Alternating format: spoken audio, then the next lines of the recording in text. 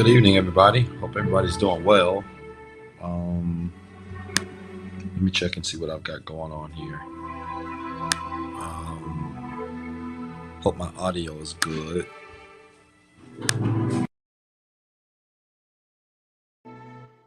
How about now? Hopefully my audio is working good. Can you hear me? Let me know if you can. I'm going to just be dropping the link if you want to join the show and ask your question. The link is in the description. Well, it's not in the description. I couldn't get it in the description, so I'll just drop it in the comments again to join tonight's show.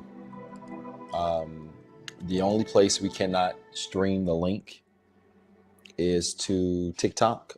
So TikTok, if you want to be a part of tonight's show, visit YouTube. Visit my YouTube. That's probably the best place. And check the comments so that you can get tonight's link. Hey, Mari. Hey, April. Give me 1 second. All right, we've got some people already jumping on. And this is going to be good. I'm on 4 networks tonight, so I'm trying my best to acknowledge everybody's comments. It's a lot to manage, but I will probably be having some help really soon. And that's the goal. All right, y'all know the drill. City, state, country. If you're not from America, let me know your city, state, and your country that you are tuned in from. And this is going to be a lot of fun. All right. City, state, country. Let me shout you out. What's going on? Where y'all from? Y'all know the drill. After you list your city, state, or country, go ahead and hit that share button and let me know. Atlanta. Thank you so much. Atlanta again, of course. Birmingham. Hey, Jess. Kissimmee, Florida. Austin. Bermuda. Thank you. Jamaica. All right. Ohio. RVA. Thank you. Atlanta again. Atlanta's deep tonight. Chicago. Ohio. Georgia. Yes, I'm Christian. South Carolina. I have clients, though, from every faith. I've been called to heal the world. Miami. Puerto Rico. Dallas. Miami. Durham. Dallas. Philly. Salt Lake City. I'm going to speak a little bit about religion before I answer some questions tonight. That comment actually reminded me of something I need to say. Durham. Winnipeg, Canada, California, Illinois, Cleveland. Thank you. Wow. Baltimore. Y'all are thick tonight. Charlotte, Puerto Rico, Dallas. Thank you, Regina. Philly, Salt Lake City, Roanoke, Pocatello, Idaho. I don't know where that is, but okay. Des Moines, Iowa, DC, of course. Bronx. Do you have a former teacher as a client? Hey, oh my God, Miss Walmsley. Miss Walmsley, it's so good. Miss Walmsley, my English teacher, I think it was in 11th grade or 10th grade. My writing was horrible, just horrible. And Miss Walmsley believed in me when I didn't believe in my abilities. And I try to tell my kids I did not have the best grades. I was a late bloomer. I got smarter as I got older. And Miss Walmsley, I love you so much. Wow. Jacksonville, Yorktown, Virginia. What's up, Nick? Minneapolis. Hey. Dallas, Chicago, upstate New York, Atlanta. Wow. New Jersey, Maryland, Kansas City. This is crazy. Good. I appreciate you, April. You funny. New Jersey, Nevada, Kansas City, Hackensack, New Jersey. Oh man, I love you so much, Ms. Walmsley. You've made my night. Sumter. All right, the waiting room is filling up, and I think there's like an 8-person limit. So if y'all gonna get in there, you might want to jump in now. I'm gonna take as many calls as I can in about an hour and 40 minutes. All right, Sumter, Wilson, Philadelphia. Wow, Brooklyn. Hey, Jesse. What's up, Jesse? WSSU. Appreciate you. I should be seeing you guys homecoming in a couple of weeks. Philly. Thank you. All right. Look, like the video, share the video, would you? And I want to get into this tonight. I don't really have any notes. I don't have any notes because my goal really is to answer as many questions as possible. I promised you all um, last month, because the response was so good, that I would try to do this once a month, where instead of just talking on a topic, I'll answer questions, but you have to come on the screen to ask them. And I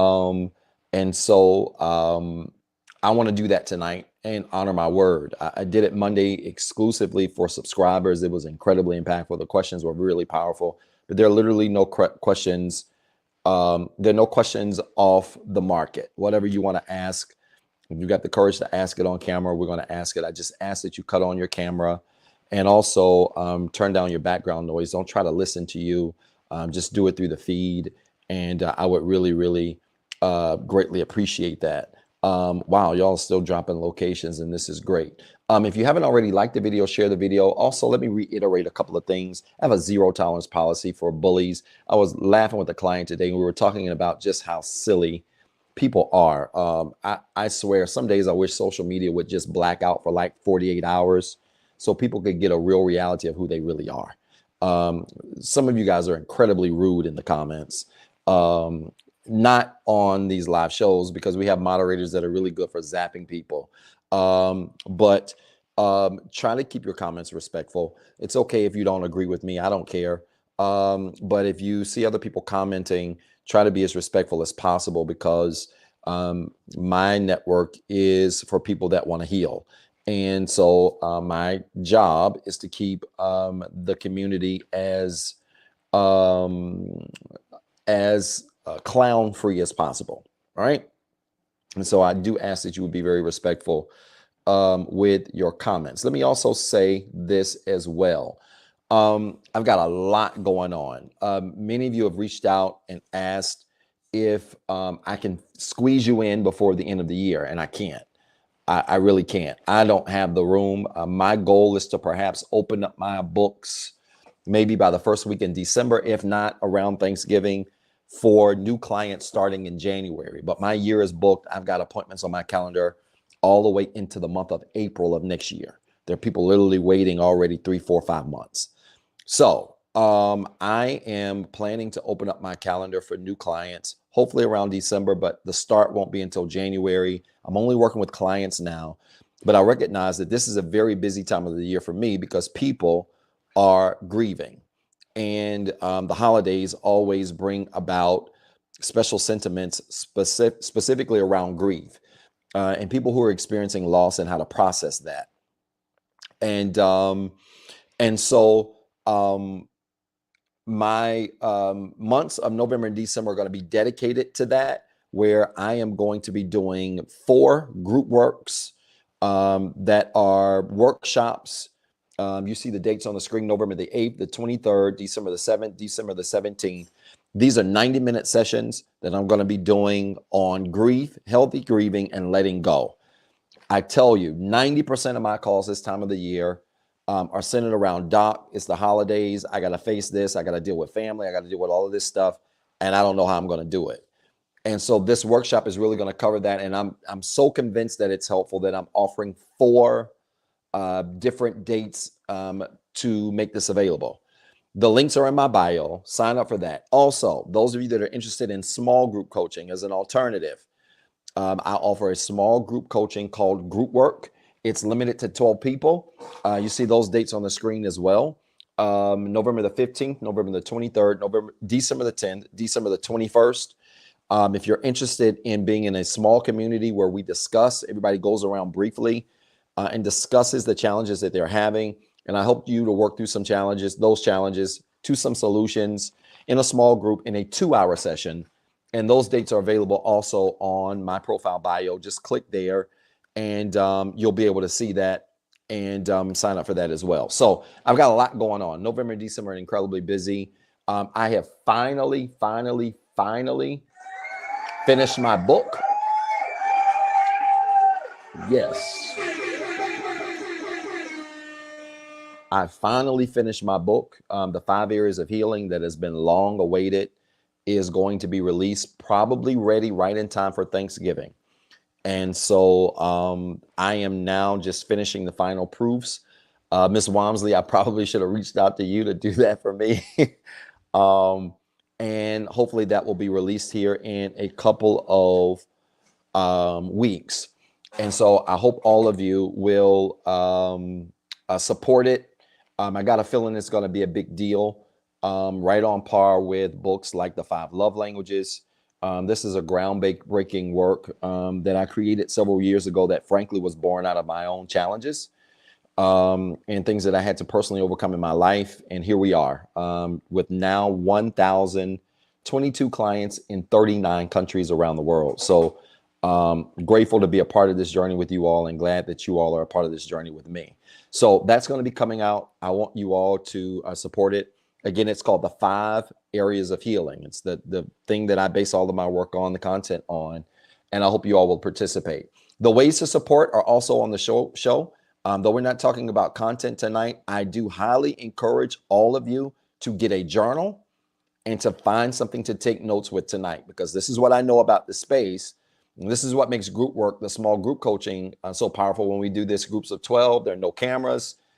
That typically you're shocked to find out that other people are dealing with the same exact thing that you're dealing with. and you always find the nuggets that you need to be able to work through the challenges that you have. And so go ahead and grab your journal because you're going to need it. Let's take some notes tonight. Let's prepare to participate. Moderators, thank you so much.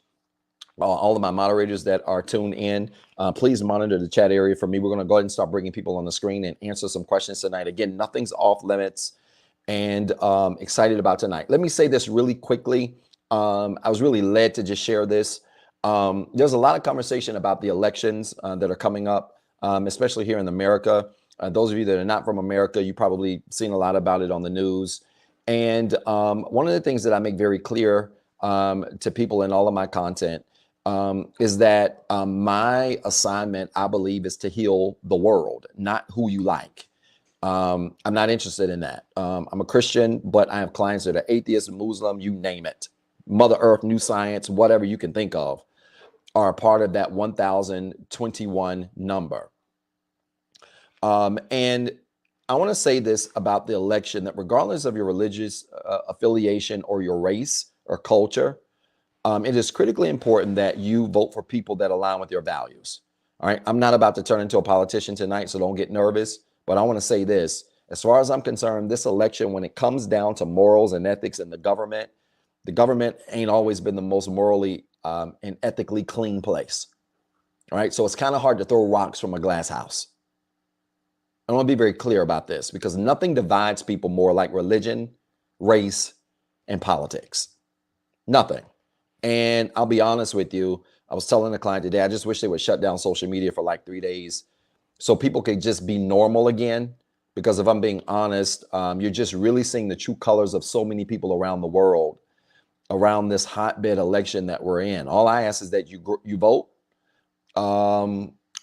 It is important that you exercise your duty here in this country to vote.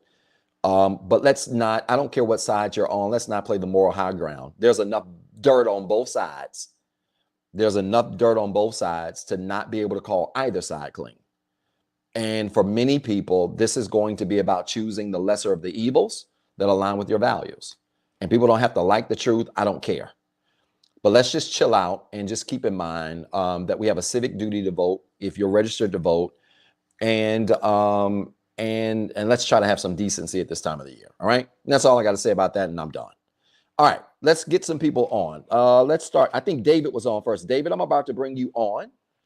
Support the show. And again, if you want to join the show, I'm dropping the ways to join in the comments on all of our networks. And just feel free to just click on that link and you can go. David, are you there? Let me see your face so I can go ahead and let you on.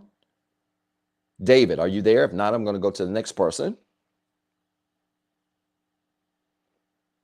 David. All right.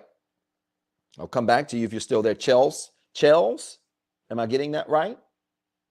Chels, are you there? There you are. Hi. Hey, how are you doing? Can you hear me okay? I can hear you great. Can you hear me? Yeah, sure. Good. It's a pleasure to meet you. What can we help you with tonight? Yeah, so Currently, I'm just kind of going through a situation where I'm feeling like the default parent. We have some things going on. Okay. My husband and I have been married for 12 years. We have Uh-huh. two little kids.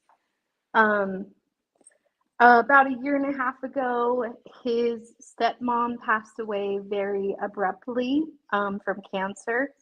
Okay. And after that happened, he went into deep depression mode and had a break.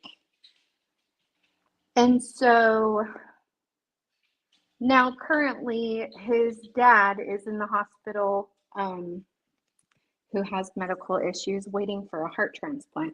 Mm-hmm. So he's just kind of checked out. At least he's not turning to, smoking or anything like that, but Okay. emotionally checked out. Uh-huh. And he does go to therapy with me, which is good, but Okay.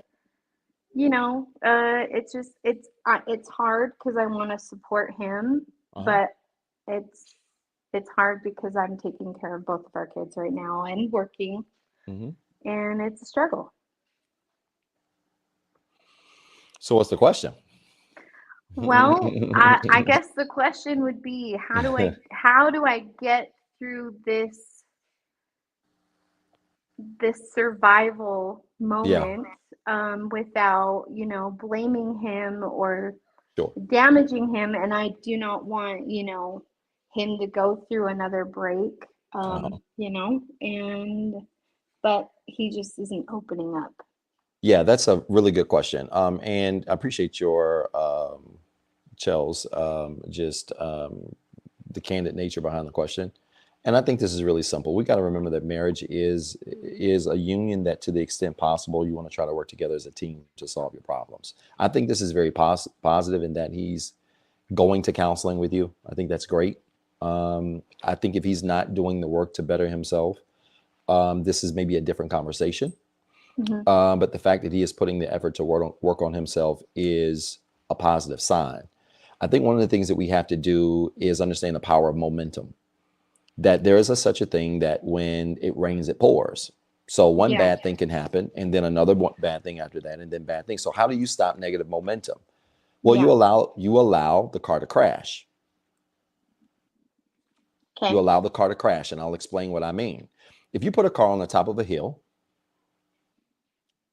and you set that car on the top of the hill and you stand in front of the car and push it backwards after you've lifted up or pushed down the brake, put it in neutral, and you push that car backwards, so it's going down the hill backwards, when is the best time to stop the car?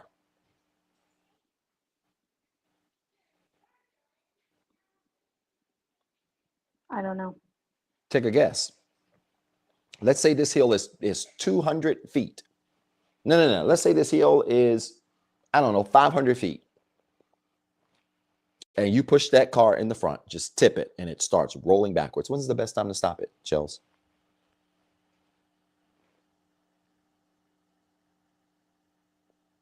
I think you're muted. Can you hear me now? I Oh, can. When is the best time to stop it? I mean, do you just let it go? No, there's a good time to stop it. And when is that time? When is the best time to stop it? Before Before what? before it rolls down the hill? Bingo. You push it, and as soon as it starts to gain negative momentum, the best time to get behind it is when it first starts rolling, Okay. right? Because Yeah. it's going to be going the slowest, it's going to have the least momentum. But let's just say one thing has happened after the other, and that car is halfway down the hill. Is it wise to stand on the hill, hold your hand out, and say stop? No, No. Why? because you get run over. The car is going to run over you. This is how we look when we try to stop negative things that happen one thing at a time or all at once. All of these things have happened, and we try to stop all of these negative things and get behind this negative momentum and stop it. What ends up happening mentally and emotionally is we get ran over. The best way to get out of that situation, Chels, is to let the car crash. This is going to sound like crazy advice, but hear me out. You let the car crash because when the car crashes, it can no longer do any more damage. When the car has crashed, you then take what remains and you do what? you rebuild. Yeah. There are seasons sometimes, Chels, that you go through individually or even especially as a couple where things are really, really, really rough. I don't have a problem with a couple going through very, very rough seasons in their life as long as both people are watching the car instead of one of them standing outside of the car and one of them is in the car. Okay? Because if he was in the car and you're standing outside and he doesn't want to do the work and he just wants to crash with a negative momentum, my advice is still the same, except it has a different outcome. Okay. Let it crash. If people don't want to save themselves, you can't save them. But he's actually standing outside the car with you. And this momentum is going negatively, and y'all can't do nothing to stop it. So we have to learn how to let it be. And one of the best ways to learn how to do it is locking into the present, sweetheart. You've got all of these things going on. And the best advice that I can tell you both is to lock into the present and deal with one thing at a time. What are your daily routines like? You're in therapy. Do you guys meditate, journaling? What are your daily routines like? I've started doing that, but Oh, he won't. well, I hope he will. I hope he will join you in this, because going to therapy and counseling and listening to someone talk is great, but doing the work is what's going to get you the results. Right. And I would highly recommend that you guys develop a daily routine, and I'll tell you why. Okay. Because this daily routine is going to give you something that you're focused on a daily basis, so you can worry less about all of this drama that's going on. This doesn't mean that you don't have to address the drama that's happening. You can't ignore it. Your problems are not going to just go away. Right. But when we have a daily routine, it teaches us how to live in the moment and deal with one thing at a time. People get mentally and emotionally overwhelmed when a lot of stuff starts going on in their life because they have lost the art of dealing with things one thing at a time. When we journal, pray, meditate, exercise, and other techniques, when we do those things, it helps us to not only feel better physically, it helps us to redirect our focus into the present so that you can better compartmentalize. You can take the 6, 7 problems that you have, put them in the appropriate pockets, and let them live there. Okay, so I would highly recommend that. Like, it's good that you're going to the counseling and therapy, but remember, Chels, not all work is created equal. All right, it's not. You've got to be willing to do the work, and both of you have to be willing to do it together. Okay, but what if he doesn't want to do the work? Then we got a different conversation. Okay. On a lot of different levels. This is your husband, right? Yeah. We got a different conversation on a lot of different levels. Let me say this, Chels, and this is a good time to mention it. Somebody tagged me in a live, I think it was yesterday or the day before, and asked what I thought about it. And I'm kind of just tired of toxic dating advice. The dating pool and the relationship pool is such a mess because men are only telling men that they're the best and women are the problem. Women are telling women that they're the best and men are the problem. And nobody but me is telling people everybody crazy. It's true. And I'll forever do it. I don't like nobody. I don't like men. I don't like women. I like the truth. And here's the truth. If that man is the leader of your home, so as he goes, so goes that home. Yeah, and that's people don't always like this, but he's going to have to be the example of what the work looks like. And if not, it's going to ruin perhaps the dynamics that you all share from a masculinity, femininity standpoint. We understand that it takes polarity for relationships to stay together. And so if you don't have both energies pulling in those opposite directions, you don't have tension in the rope. He's going to have to do his part, Chels. And if he's not willing to do his part, you guys are going to have conversations about what matters the most as it relates to this relationship or this marriage. I mean, it's just that simple. Well, and we've all struggled with that, the masculine and feminine. So struggled in what way? Like, I'm the one who makes the decisions kind of thing. Well, look, that works in some marriages. Remember, masculine and feminine energy is not gender-based. All of us have masculine energy in us. All of us have feminine energy in us. What makes marriages and relationships polarized is when you have the dominant of both energy in the relationship. You've got one dominant feminine energy, one dominant masculine. I've seen situations, Chels, where the man is dominant feminine and the woman is dominant masculine, and it works. She's the decision maker. She's the logical one. He's the emotional one. It works because you have polarity, right? And so the toxic dating space that suggests that it only works in one direction is only partially true. So if that's the energy that you're comfortable in, meaning if you're saying to me, Chels, you're comfortable being the masculine energy, is that what you're saying? No, I'd rather not. Then we got a problem. We have a problem. And the reality is he has to understand this. And this is what counseling and therapy should really be for. Not to just talk about your problems, but to look you in the face and get to the reasons why you're not operating in the energy that you've been designed to be in. Because until then, you will feel like the daddy and he'll feel like your son.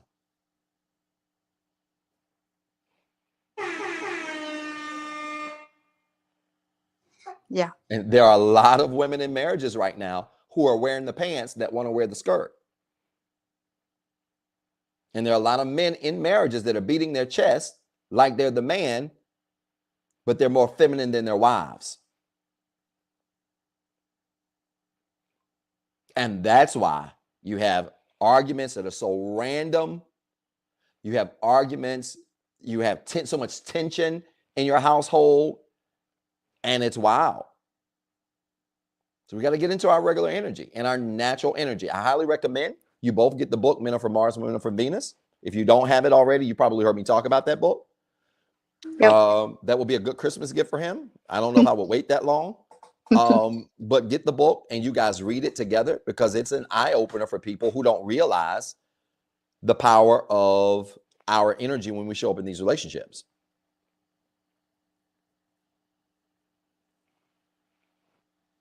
Okay.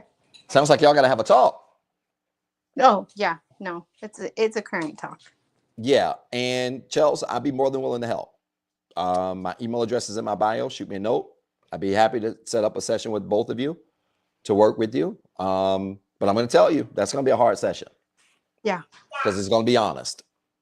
And I think that's good. Honesty is the best way to just get things out and fix things. It's the only way I know how to do it, sweetheart. No, and I love that about you.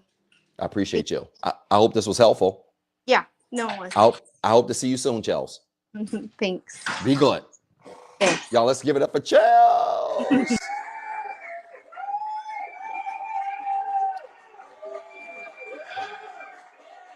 Yeah, thank you, Kiki. I appreciate you, sweetheart. I'm just amazed. That's why for all of this toxic, I'm going to say this loud. Y'all can share this, tag whoever you want to. I don't care. Because number one, if I get on a debate stage with anybody, you got to be intellectually smart enough for me to be there. Period. And if you're not, don't even invite me. But let me say this. This is why I don't like neither one of the genders purporting this message that their gender is the best. And you see this a lot, especially on the masculine side. I ain't pandering. I don't need none of y'all. Okay. Hopefully the Lord send me somebody. I don't have to worry about none of this. I just have a wife over there and she'd be like, hurry up, baby. I got something for you. Here's the point. When men just say that only women are the problem and they show up as if they ain't got to do no work, it's toxic advice. Men have toxic issues. Women have toxic issues. Neither gender shows up in these relationships as the best version of themselves. Neither one. And any podcaster, coach, therapist, whatever person you listen to who only disparages one gender and doesn't equally address the flaws of both cannot be trusted. Oh my God. I don't care who you are, how many followers you got. I don't care. And I mean it. All right. Let's get back into the waiting room. All right. I got, The waiting room is full. Lord. D'Angelo, can you hear me? About to bring you on. Cut on your camera so I know you're there. If not, we'll go to the next person. D'Angelo. Is that the R&B singer, D'Angelo? Wouldn't that be wild? All right, D'Angelo's not responding. Kayla, are you? Oh, nope. There's D'Angelo. D'Angelo, I'm about to bring you on. Need to see your face. Where you at? All right. I'm outside. What's up, man? Can you hear me? How you doing? What's going on, brother? Yeah, I can hear you. Can Yep, I say it can. I now? can hear you good. What's happening? What can we help with? I'm good. I'm a bit nervous, but from Washington D.C. I'm 30 now. I was with Yes, sir. my fiance since 18, probably since I was 18 in college. We had us, a son recently, probably like 2 years ago. So we Yes, we sir. recently separated. A lot of Okay. stuff that went on. I don't want to get into too many serious Yep, details. But that's fine. I know for sure I was an unhealed person. I come from, Mm. as people, we come from all different type of backgrounds and whatnot. But Yep. grew up with I wouldn't say like serious trauma, but like I grew up with a single mom. I had my dad active in my life, but like I had Mm-hmm. certain things, go on in the household that affect me now Yep. as a as a man. Yep. And I got with my woman early at a young stage. We've been through ups and downs. We had a lot of good moments. Mm-hmm. But as a late, I guess, at the time, I guess I pushed her to her limits. I'm not gonna lie, I was very verbally, emotionally, and sometimes a little. I'm not even gonna lie to you, be super vulnerable with you physically, Yes, sir. like you know what I mean. And I'm very spiritual, like yourself. So Yep. I've been really trying to heal, like for some years on my own. I have my highs and my lows. Yes, sir. With the Lord, my grandmother really brought me up, on Christianity, so like I was never like into church like that, but I definitely know the Lord for myself, Jesus Yes, Christ. sir. I Yes, read the sir. Bible, but I'm a human. I have flesh, I have, vices, but Yep. I know who I want to be. I know who Uh-huh. God sent me out here to be. And Yep. I've really just been struggling to like get over that hill, And I just feel like sometimes a failure because I had my family and I feel like I lost it. I pushed my woman to the limit. I know, she, don't get me wrong, I don't want to get on here and paint her no way because she's a good Oh, you woman. good? You doing good?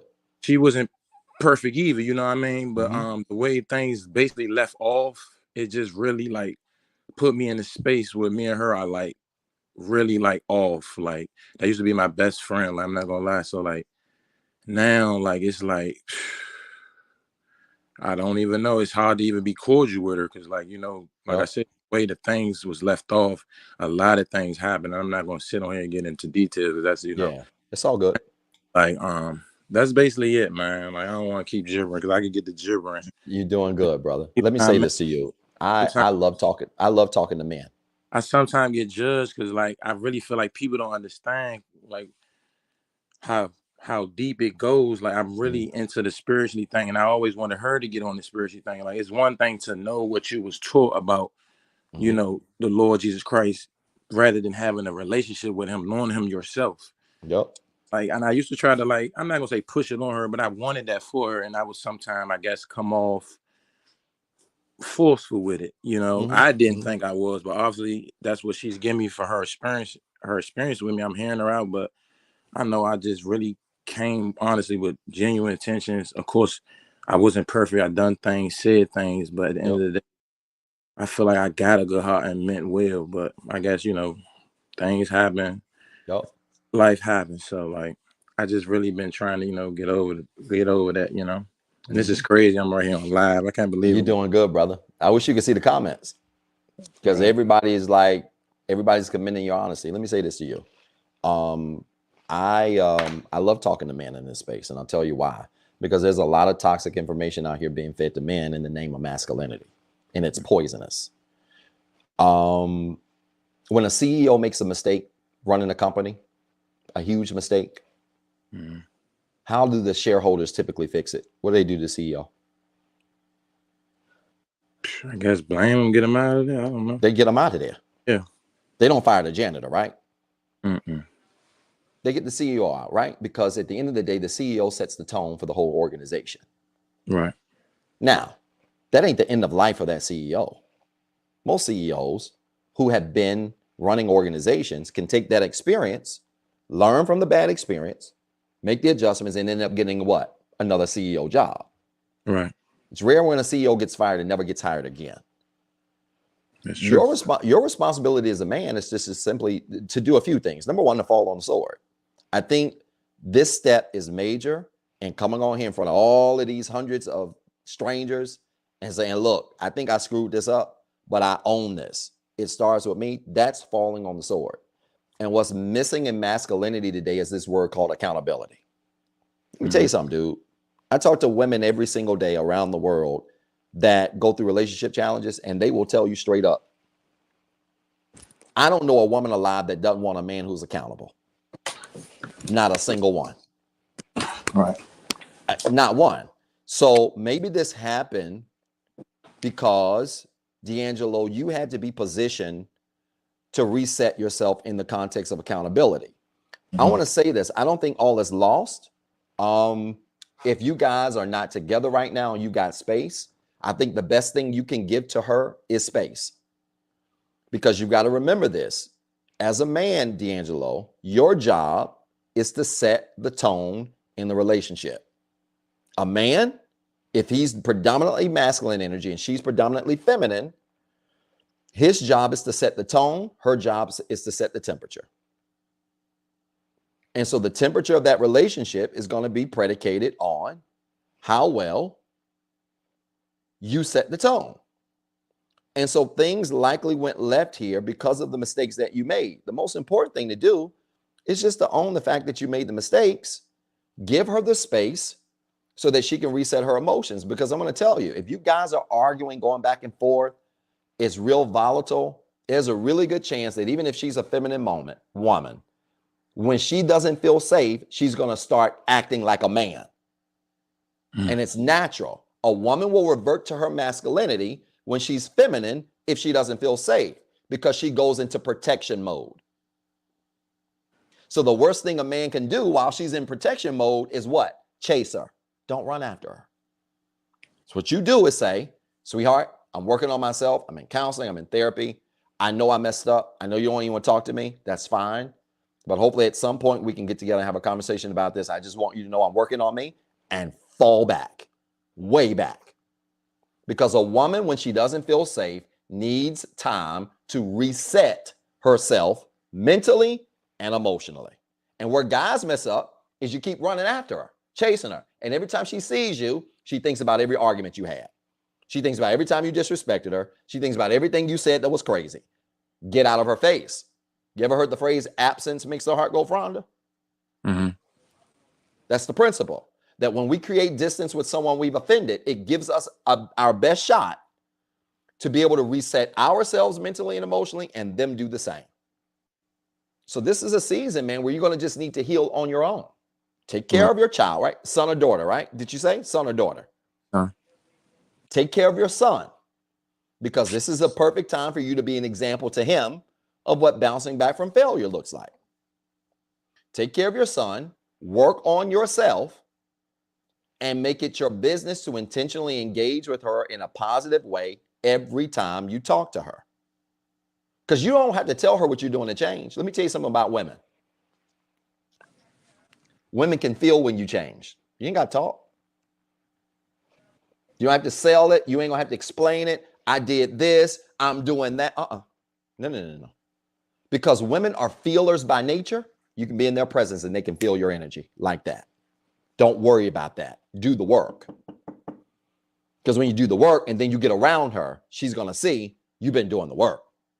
You don't believe me? Just look at the comments, man. Everybody's agreeing. And it's mostly women cheering you on.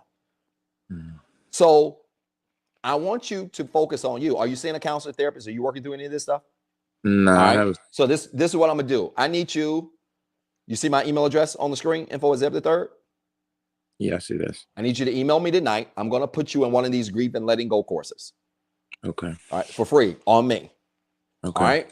So you email me your name and info so I can remember this. I'm going to sit you on one of these courses. I just need you to think about which date you want. And I'll send all of that to you by email, but I'm going to put you in that because when I teach people about letting go, it doesn't mean you quit. I want to be clear here. When I tell you to let go of your baby's mom, I'm not saying you gave up on her. What if I did though? Because do you want her back? I feel like I told you, I don't want to get into too many details. The way we'll talk about that offline. That ain't no feel? problem. Let's talk about that offline. I'm good with that. But let me tell you something. I don't want you to make an emotional decision. Either way. When things go left with someone, the worst thing you can do is make a final decision in a temporary moment. You know what people do? We make final decisions in temporary moments. We get hot, heated, mad, I'm done, leave, and then months later you realize you made the greatest mistake of your life. Just pause, bro. Right. Okay? So we can talk about that offline, but I'm telling you, if both of you get back to center and heal, who knows what can happen? Who knows? So email me so I can put you in the course. I want to talk to you about letting go because letting go is more energetic than it is person. It's about coming back to the realization of who you are and getting back to your regular center. So I can work with you on that. I'd be happy to. This one's on me. Okay, I appreciate that. My pleasure, brother. I hope this was helpful. It super was. It definitely man, was. It took a lot of courage for you to come on, man. I'm proud. I can't wait to work with you. I appreciate you. Thank you. All right, brother. Talk to you soon. Bye-bye. Man, let's give it up for D'Angelo, man. That's crazy good. I love talking to guys because the reality is when you heal a man, you heal a family. It's that simple. You heal a man, you heal a family. You save a man, you save a family. And yeah, I can't wait to work with him. Gonna throw him in that course, and we're gonna make it happen. All right, y'all, we're moving. Y'all supporting the show. I got Kayla next. Kayla, you there? I'm waiting on y'all to hit me with something hard. I see Kayla smiling. What's up? How you doing, sweetheart? I'm good. I had talked to you last month about the self-work. Let me tell you something. You saved a life over there. You saved a life. What happened? I did. I was able to, I've been just really operating out of the mindset of, well, why can't it be me? Mm-hmm. And I had to go back and think, what was that cause that made me feel right like it couldn't be me? Yep. And when I figured that out, I was like, oh, this is easy work. And you had did a video that came just in time. Wow. It was you were saying something about what happened to me, what happened to per person in the past was not a reflection on you, but it was a reflection on the people around you. I said, well, yep, there it is. Yep. But that saved me so much time. I'm able to do so many more things now. I love that, sweetheart. I love it. Going out my way and some more stuff. It's crazy. Good, but good. So things are better since we last talked. 1,000%. 1,000% better. Good. Well, for me, it is. For me, it's better. Okay. That's where it starts. But I have a question. What's up? In terms of parenting, but what can I do as a parent? So my kids just got told by their dad that he is too busy to spend time with them. Now, mind you, listen, jail time was, I was cool with jail time for a minute, but I was like, my kids need somebody. Do they? But do they? They need me. They need you. They need me. I want to say this loud and proud. The data is something that people are not paying attention to. I don't know where people got this thought that you got to have two parents in a home in order for that kid to be healthy. That is false. You have to have at least one healed, mature parent. It takes one. Ideally, it's great if you got two, but I'm telling you, your kids are better off with one healed one than being in a household with one healed and one dysfunction. Oh, 1,000%. Because when he made that decision and I had to talk to them about it, I'm thinking, one thing I asked him, I said, do you think it's your fault? My son loves his dad to death. He was like, no, that's not my fault. It's his. I said, I'm doing my job as a parent. Bingo. I said, I'm doing my job. That's beautiful. So I'm That's doing my beautiful. job with How it. old is your son? How old is he? He's 8. Psh, He's 8. He is 8. And He's he a said smart that eight. He's a I smart eight. almost had me in tears today because all this literally happened today. Wow. So we were so my daughter, she was emotional about it, but I know that he was parentifying her. My kids Mhm. were scared to tell me about any of the stuff that was going on at his house because they know that I will be mad at him and they don't want me and him to have beef. And I had to let my kids know. I said, listen, the reason I'm mad at him is because he's hurting you guys. I'm y'all first line of defense. Yep. Like we gonna have to make it work some way, shape, or form because I said I need y'all to be honest with me. So they've gotten a whole lot better with that. In fact, I Good. was getting ready to sign my kids up for your course, but then a whole bunch of stuff happened, like the kids That's okay. course. That's all But good. lots of That's all happened. good. But You send me how many kids you have? the ones that are eligible for your Mhm. course, Yep. just 2, the 10 and the 8-year-old. Email me and I'll send you a free link to get them both in. I'm not gonna cry. I got it. Hold on. Just send me their name, send me their name and their age, and I'll send you the free link to get you in. Yes, there's a kids course. People are asking. I'm doing a kids course this Saturday, ages 13 to 17. This Sunday, ages 8 to 12. I'm teaching them reframing, how to take experiences in their life and redefine what they mean. It's called What Does This Mean to Me? Cognitive reframing is a term that teaches us how to reprogram the neurons in our brain to look at experiences that happen and reassign meaning to them so that they are beneficial to us. And my goal in the future is to teach this to elementary school kids around the country and around the world. Because if I had learned this at 5, life would have been a whole lot different. No, 1000%. So yes, email me and let them take the class on me if that's okay. No, 1000%. Because I actually asked my daughter. I asked both of them. I said, "How would you guys feel about like taking a class or something that Mm-hmm. helps you learn more about your emotions?" My daughter was like, "Yes, yes, mom."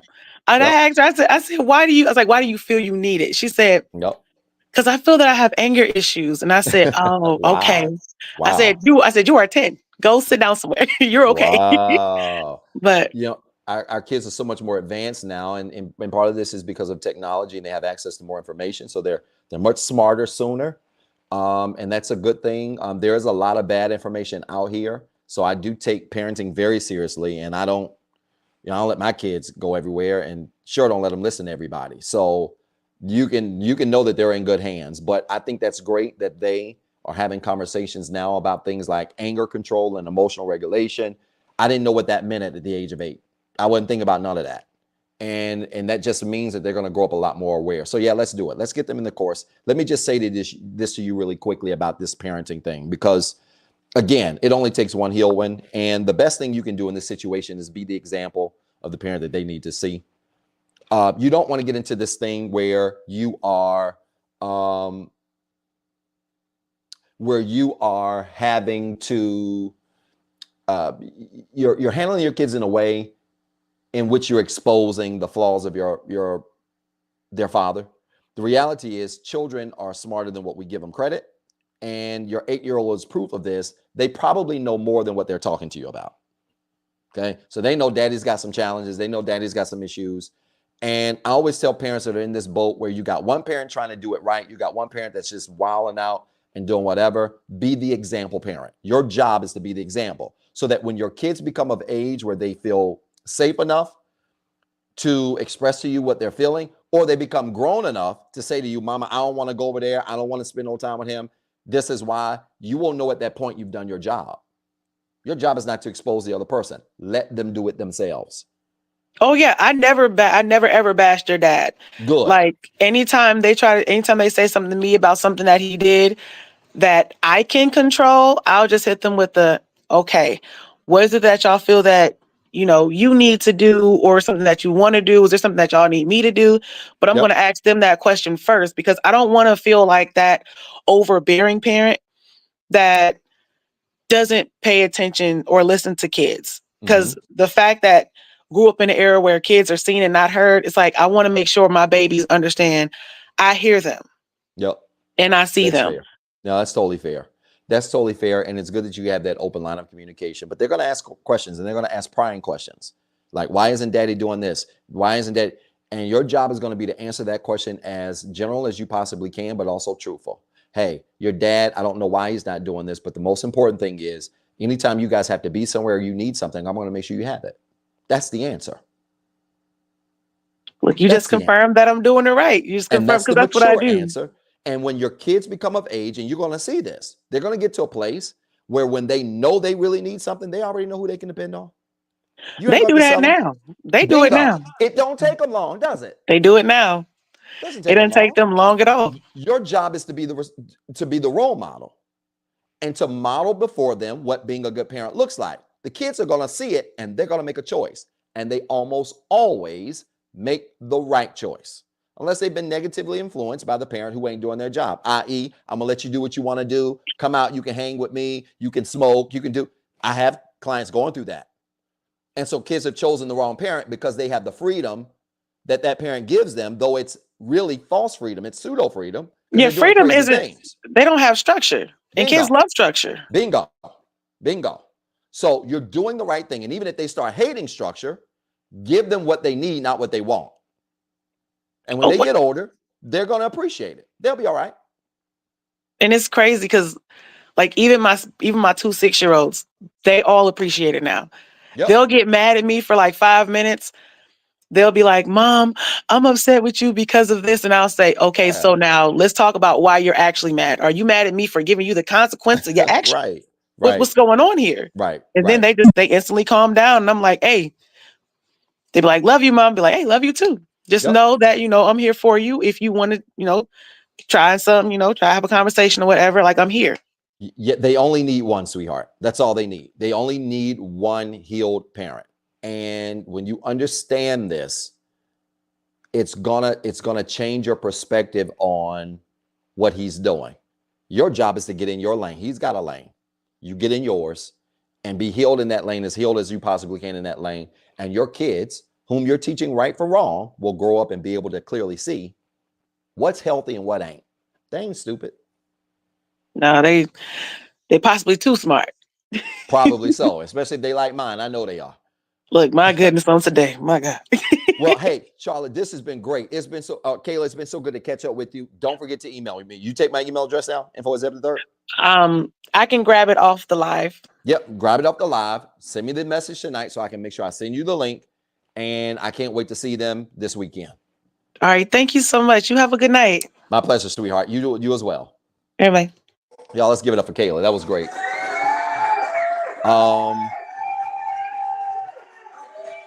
It's the holidays, right? It's the holidays, right? We're giving away a lot tonight. This is cool. It's the holidays, and that's what it's all about. Y'all like the video, share the video, support the show. If you haven't already supported the show, you can see the ways to support on the screen. But support the show, but it's the holidays. And y'all didn't know this because I didn't promote it, because we don't need to promote everything. But I really wanted to bless a few people tonight. So we'll see how this goes. All right. I think Sindelle was next. My order is all over the place. So Sindelle, I see you smiling, so I'm gonna bring you on. Hello. Hey, how are you? I'm okay. It's a pleasure to meet you. Oh, likewise. Thank you. I guess I don't want to take up a lot of time. I was in a long-term relationship about 20 years, where my role was to be what everybody needed me to be. So I was kind of invisible and I lost myself. And about 6 years ago, I found out about infidelity, that I guess that was the straw that broke the camel's back. I had PTSD from it. It was horrible. It was really bad. I did the work. I self-reflected. It's really hard to look at yourself and see the role that you play in being a doormat, in losing yourself. It took a lot of work to get better. We were trying to fix the relationship. And I guess I was doing okay. I'd let go of a lot of stuff, but he wasn't keeping up with the work. Like, I was doing the work and he was telling me, you need to keep doing it so you can get over stuff, but he wasn't doing the work. So I felt like I'm improving myself and I'm doing so much better, but he's the same person. So how am I going to continue in a healthy way, in a new, improved way, if he's still the same person that made all these mistakes? He didn't do the work. So I decided that this relationship wasn't for me. Mhm. I'd gotten rid of my triggers, my nightmares. I was finding myself. I was excited for the future. I wasn't scared. How was I going to maintain this lifestyle we had or take care of my kids? I wasn't scared. It was exciting to be able to love me for a change. Okay. My question is, now that I've been alone for a little bit, now that I've sat with myself, Mhm. I'm watching the same movie, but from in a different seat or in a different theater, Mhm. and I'm getting pissed off all over again. And I'm getting sad all over again, seeing it Uh-huh. from Uh-huh. a Uh-huh. healed point of view. Like, wow, you Uh-huh. let people do that to you? Uh-huh. It's disgusting, I ain't it? I have built It's disgusting. boundaries. Yes. And I did it to me. I did that to Yep. myself, Yep. That's Yep. the hard part. That you have to accept you did that to yourself. Yep. So I have boundaries now. My circle's always been small, but now it's way smaller. My self-esteem grows a little bit every day because I was like in the negatives on self-esteem. Mhm. Uh, I stopped being the mom that I was while I was broken, and I'm getting that back. Going back into myself and who I want to be, who I imagine myself being. But now that I'm a lot more healed. Now that I'm in a place, I'm getting so angry seeing it without the rose-colored glasses. Mhm. I'm getting, I'll have a nightmare every now and then, or I get sad again. I don't Sure. regret anything. I know I'm making the right Okay. Okay. decisions. Okay. But what Okay. I'm saying is it normal to Yep. go through? My therapist Yes. is telling me, like, you went through the grieving processes, you're doing good, you know how to handle Mhm. your triggers, you know how to walk yourself through stuff. You're doing great. But Yep, you are. lately it's like I'm doing it all over again Well, it's from because you here. probably haven't fully grieved it. And I'm not disagreeing necessarily with your therapist that says you fully grieved it. Everybody has different perspectives, therapists, counselors, coaches, on the 5 stages of grief. And mine is a little different than most. The first stage is denial. Second is anger. Third is bargaining. Fourth is depression, which simply means in the context of grief, deep sadness. The fifth one is acceptance. And the way I teach it is simple. In phases 1 through 4, you can absolutely bounce back and forth, Sindelle, from phases 1 through 4. But when you I get don't to know. accept, I was angry the whole time. So that's I think fine. I carried anger throughout the whole thing. Sure. But I'm sure there were some seasons of bargaining, and I'm going to do a Oh yeah. live on bargaining soon, because bargaining is the phase of grief that many don't understand. I want to talk about that in these group works on grief and letting go. Bargaining is a very much a misunderstood phase of grief that is underrated, and more people experience bargaining than what you believe. The idea of, if I would have done something different, maybe made the decision to leave earlier, been a different person, tried this, blah, blah, blah, the outcome would have been different. And you end up wearing blame that doesn't belong to you. And this is devastating for people like people pleasers. Oh, that's Devastating. me. Devastating. Because it keeps you in the cycle of grief for the longest. So it's a very Yes. underrated thing. But this is what I believe. Everybody doesn't believe this. This is how I teach it. And this is why I believe a lot of my clients have been able to go through the grieving process and fully come out, not just play around. When you are grieving, you can play in any of the first 4 phases. But when you ever get to acceptance, you don't go back to the first 4 phases. Because if you do, you never what? Accepted it. And people who disagree with me are the same people who think healing is not linear. It's this ongoing thing. Hey, I'm healing from this broken ankle, and it's been 20 years and I've been healing. It don't take 20 years to heal no ankle. That would make sense, I think, because maybe what I'm feeling is that I accepted and everything, as far as, because for a moment we were trying to fix a relationship. So I think I was healing, knowing I was going to continue with this person that hurt me. Yes. But so then I had worked that. But once it was me on my own, now I'm just me. And so Well, now I feel like I'm this not is healing the affair, I'm healing me and what No, happened that's to really me. good. That's really good, because I talk to my clients about the phases. They're also, within the stages of grief, there are phases of grief. And I want to talk about this, y'all. Y'all need to sign up for this group work because it's going to be insanely good. There are phases of grief. And the best example I can give to you is you can be in a marriage. Let's say your 20-year relationship might as well should have been a marriage. You know, a 20-year relationship. You can know, let's say at year 18 that the relationship is over. But it takes you 2 years to leave. You can start grieving at year 18, even if you don't leave until year 20. You can start the process of denial, anger, bargaining, depression, and you could be going through that 2 years before you even exit. Once you finally get out of the relationship, the marriage, you go on to your own place. You move out of into separate homes. You're now in a new environment where you're not around that person. And it's a new level of having to grieve because now you're alone. You don't have anybody near you. So you have to get used to not only being without them, you have to get used to your new environment. And so I tell people, and this is the easiest way I can explain it. Everybody thinks they've grieved a divorce because they've been starting the grieving process when you're separated. You start the grieving process. You're in the grieving process when you're in court and your attorneys are working out the paperwork. But when you get that paperwork, where that decree has been signed and it's final, there is another level of grief you go to. And I call it finality. That when something is final, the reality of the moment pushes you to another sphere of grief. So I don't think your therapist is wrong. And that's why I'm explaining it this way. You can be out of a situation, but circumstances, moving out, moving on, paperwork being finalized, deed being finally in your name, you know, children having to be split between time. There's a lot that can happen that all of a sudden bring a deeper sense of finality that then can put you right back in the loop of grief. Accept it. Get in the loop, go through the process, utilize the skills that you've learned from your therapist, go through it because now you're free. And go through it, grieve it, and then once you come out that time, you're going to be out good to go.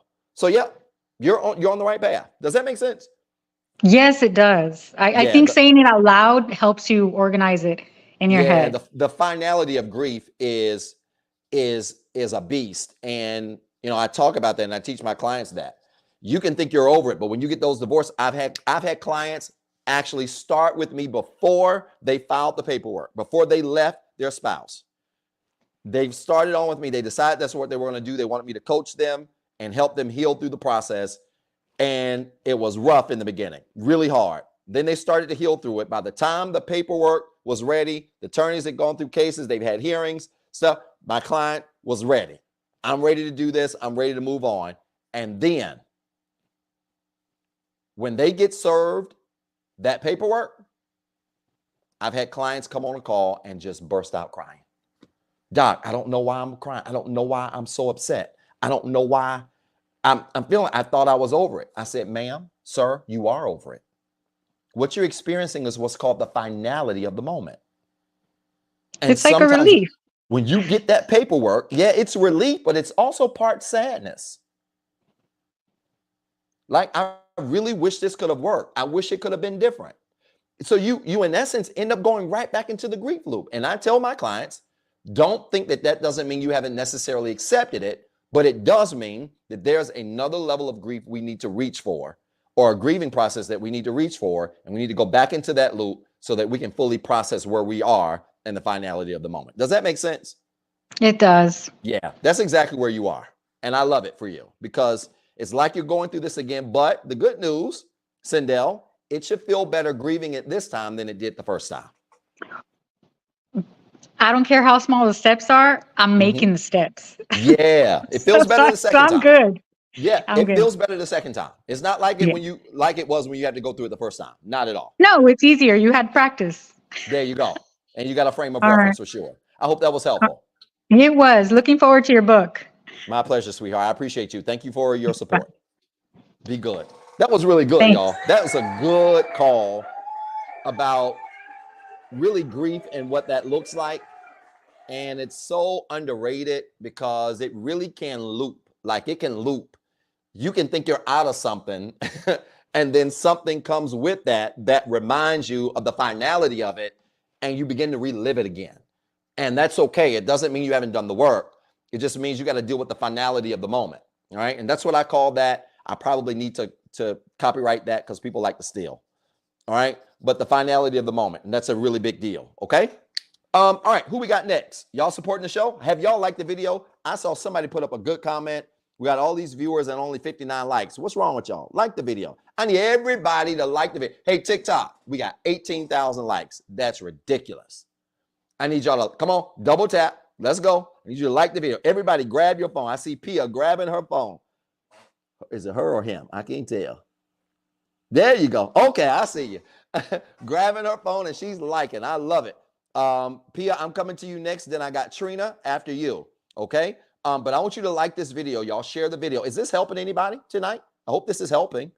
And kudos to everybody really executing the courage to come on. Hey, Pia, let's talk. Hi, how are you?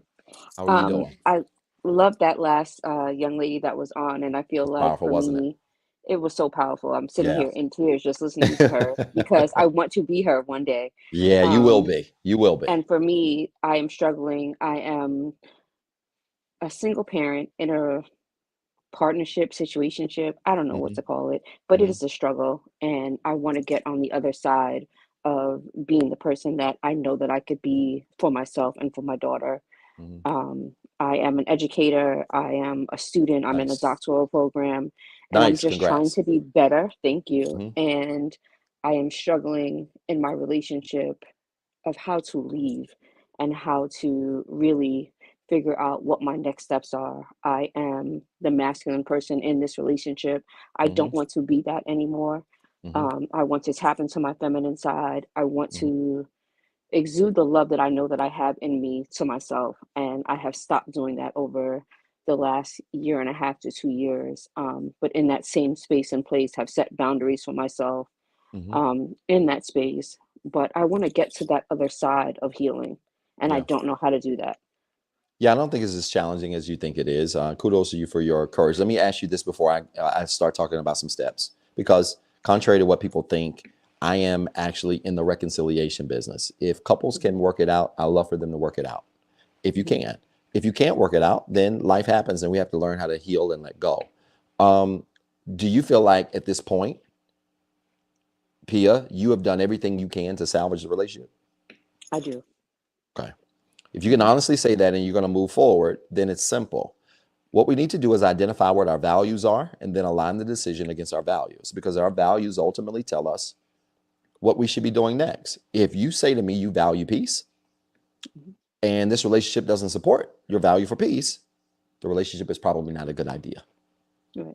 If you say you value having a voice or you value accountability and there's no accountability in this relationship, or it's just one-sided, then this relationship is probably not a good idea. See, the beautiful thing about aligning our lives with our values is that when we align our lives with our values, we don't have to make decisions. Our values make them for us. So I tell people, Pia, what takes some of the stress and anxiety that you're feeling right now about making the decision and feeling like you got to get it right is because you're trying to make decisions in your life absent of your values. Don't do that. When we make decisions with our values in mind, our values tell us what we ought to be doing. And guess what? When your values tell you that this relationship isn't beneficial, you can make the decision to leave in confidence, knowing that your values support your values. What are our values? I want you to remember this. Our values are our attitudes, beliefs, perspectives, and principles. Hey, I told y'all to have your journal. I hope everybody's got it. I went right downstairs and grabbed it as soon Good. as you said it. Good. Your attitudes, beliefs, perspectives, principles. All right. Those are how I define values. And so when I'm working with people to identify their values, what are those attitudes, beliefs, perspectives, and principles that govern the way you live? Identify 5 to 7 of them. You don't need a lot. When you identify them, then begin to align your life with them so that if you say you value peace, you believe peace is important, then your actions should be supporting what you say and believe. Remember, alignment is when what we say, what we do, what we believe on the same page. So this anxiety and stress that people feel being in bad situations, don't know if I should pull the trigger, if I should leave, I want to leave, I feel like I should leave, I don't have the courage to leave. It's because we don't allow the values to make the decision for us. And on a lighter example, Pia, let's say you were making a decision about a career. Maybe you're given a job offer somewhere, and that job offer aligns with your values better than your current job, and you decide to take it. Let's say you take the new job, you put in your notice where you are, you take the new job, and then 3 months later, the job doesn't work out and you get let go. Did your values fail? No, because your values aren't responsible for controlling other people, which means we set values and make decisions with our values, not to get every decision right. We make decisions with our values to ensure that every decision we make is in alignment. And there's a difference between making a decision to make sure you get it right versus making a decision to make sure you're in alignment with the decision you made. Oh my gosh. Because guess what? When alignment is the goal, the relationship you chose may have met your values at first, but when people change and they don't meet them, it doesn't mean your values led you down the wrong path. That choice to pursue that relationship was in alignment with your values at the time. It now has to maintain alignment, and you can't control people. So a lot of the stress and anxiety that you feel is because people feel like when they make decisions, they have to get it right. You don't have to get it right. You have to get it aligned. I want everybody to put that in your journal now in all capital letters. You don't have to get it right. You have to get it aligned. Because I'm going to tell you, if we grab that, Pia, you know what that does to the anxiety behind decision making? It takes the air out the balloon. Yes. Because most of the time we're most stressed about what? I got to get this decision right. What if I make the wrong decision? What if I shouldn't leave? What if I should? What if I, what? No, you don't have to get it right. You have to get it aligned. And what we need to do is have our values, because if we have our values, that ensures that for the most part, we're going to get it right. Okay. Does that make sense? Absolutely. That should start to take the stress level, sweetheart, and just do this. Oh, it did it for me right now. It did it for me right now. Thank you. Yeah, you got a doctoral program. You got other things to focus on. And the decisions we make in our lives, sweetheart, have to be aligned with the things that reflect our attitudes, beliefs, perspectives, and principles. Absolutely do.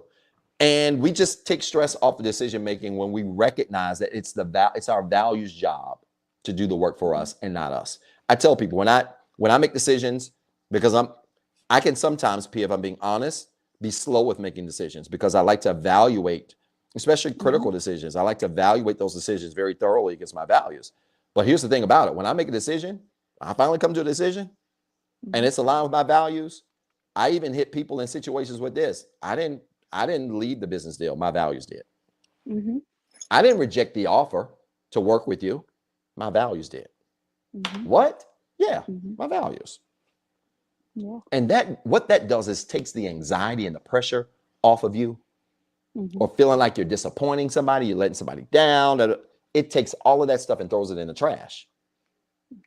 When you break up with someone, Pia, that decision, if you've done everything you can, and that relationship no longer aligns with those values, and your partner is not willing to do the work to correct it, you need to start looking at it like you didn't break up with them, your values did. Okay. Make sense? Oh, absolutely. Yeah, Yes. I think you're Thank awesome. you. It's a pleasure to you. meet you. Good luck on that doctoral program. How Thank far are you. you? How much do you have left? I am in research phase right now. So my dissertation is on the persistence of students of color when they violate the code of conduct in post-secondary institutions. Oh my gosh, that's really good. And so how those wraparound services help them to get from point A to point B. And it's really that's a positive thing. That sounds very similar to my father's dissertation. He did his PhD at Virginia Tech, and he studied the performance of minority students in middle school and other barriers that were associated with that too. That's going to be a very interesting dissertation to read. I need you to get through the work. Get through the work, shoot me a note, let me know when that dissertation is available so I can read it. Okay, I appreciate you. Thank you so much. My pleasure, my friend. Y'all, let's give it up for Pia. That was great. Oh my Thank gosh. you. We got another doctor in the house. I love it.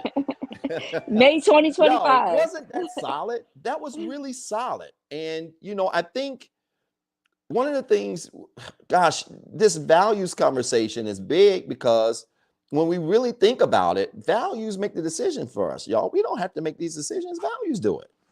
And I want us to keep that in mind. When you keep that in mind, you may have to leave some tough situations. Again, I'm not in the break up a home business. I don't care what nobody say. I'm in the tell the truth business. I don't care what that does after I tell it. And we all need to be in the truth business. I want people to be in happy, healthy relationships. I believe the new in thing is relationships. Marriage will never go out of style. I don't care what culture say. I don't care what social media say. Marriage will never go out of style. There's nothing wrong with being married. There's nothing wrong with being in full relationships with people that with just one person and you ain't running the streets and for the streets. Ain't nothing wrong with that.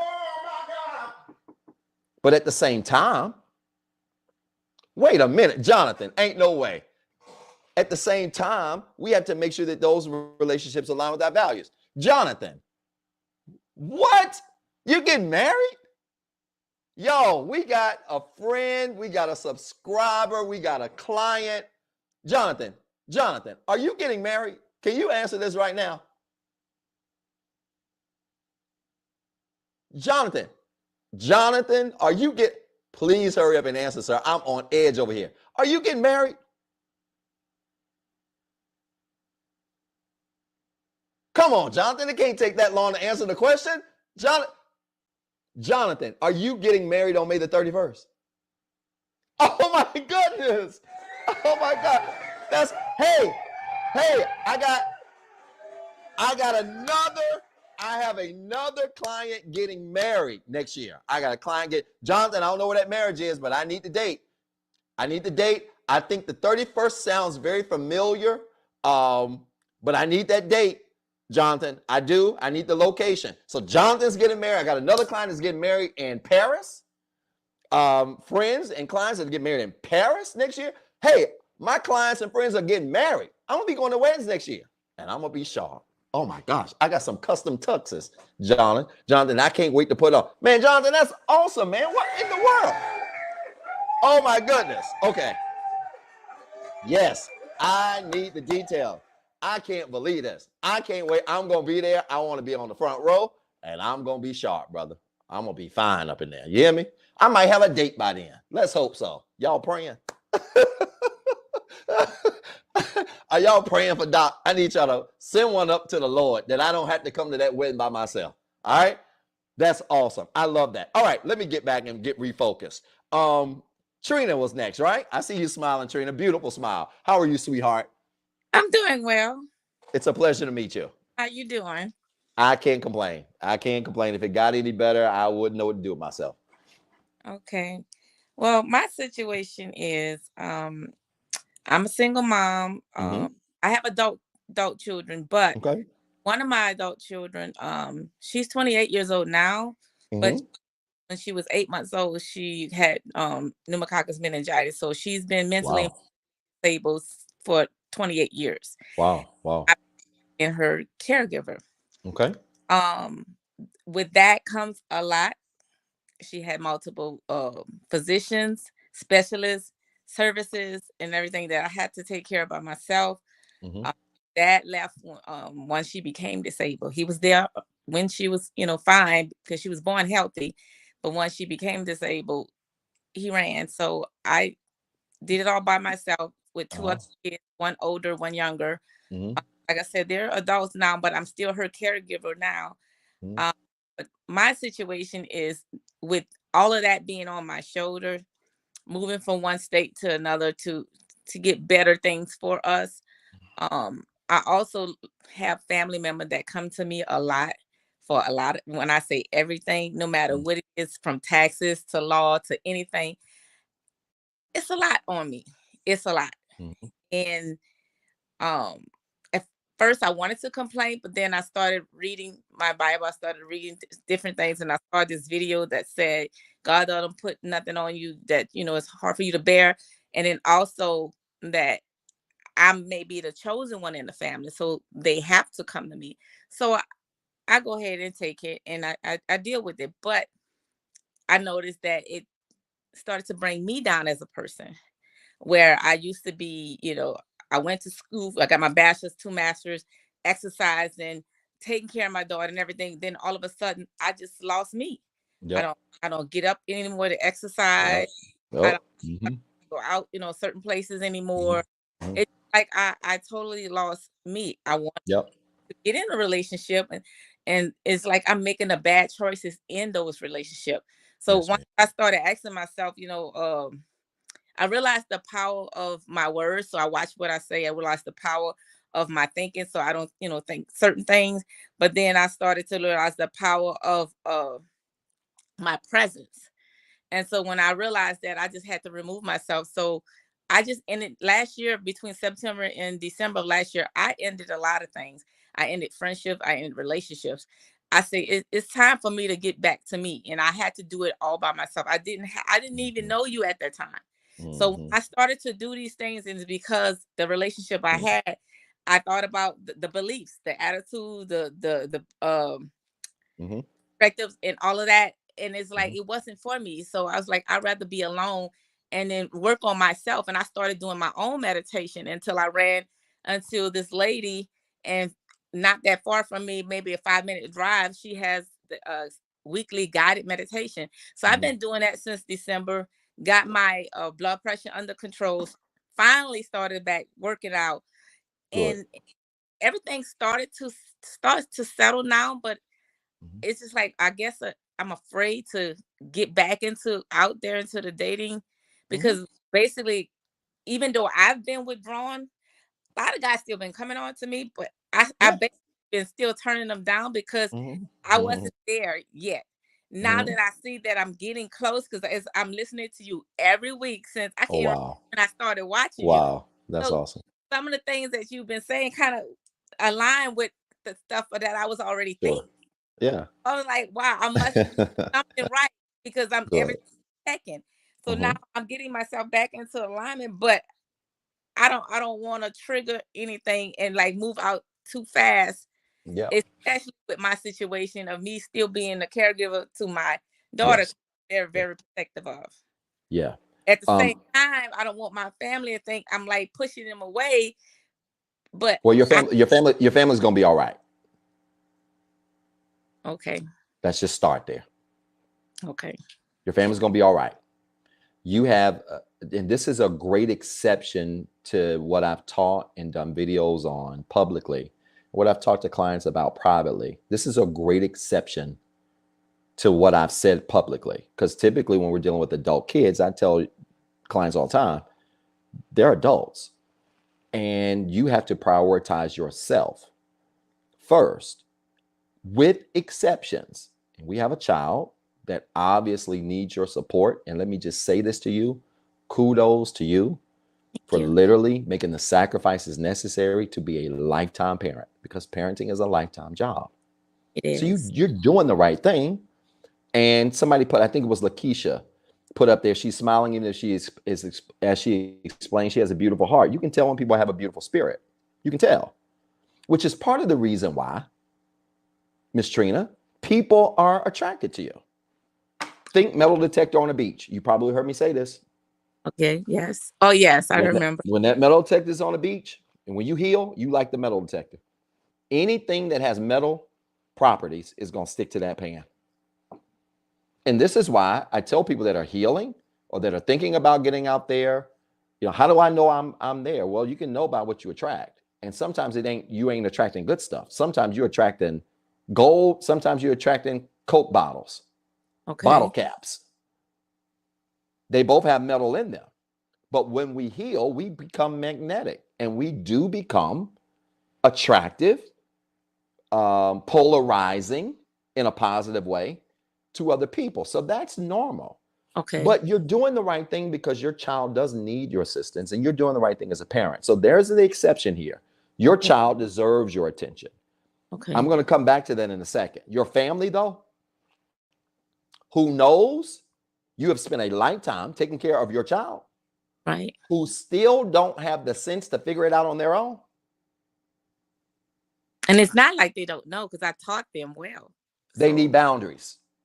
Okay. Because here's the problem. And you ain't gonna like this, Miss Trina. If you die tomorrow, they're gonna figure it out. Yeah. I don't let nobody guilt trip me. No grown, well-able, well-bodied person should be guilt tripping you. Because the reality is, people figure out, Trina, what they want to figure out. If something were to happen to you tomorrow, all of this stuff that your family members are tugging on you about, they're gonna figure it out. Mm-hmm. So let's teach them early. Hey guys, I love y'all. You family. I'm not cutting y'all off, but listen, you know I got my hands full with my children and dealing with them with their challenges. And plus, you know, I'm healing in a space where I might explore, maybe even date. I don't have time for stuff. If it's not really necessary, I need y'all to try to work to figure those things out so it can relieve me. Oh, you changing up? Well, then let them be like that. They'll be all right. I'm so serious. I'm pretty much here with all the time. The only time I really get out just to give me a relief. I love football. So every weekend during football season, my mom takes my daughter, and that gives me a relief, you know, just for 2 days, you know, whether it's Saturday, Sunday, watch football, and then that's it. But other than that, year round, I'm here with my daughter. Do your family give you the relief? My mother does. Okay, so they should actually be giving you more relief than you giving them assistance. Yeah, it's only my mother and one of my younger brothers. But yeah, it's just they all know your circumstances. They should be giving you more relief than you giving them assistance.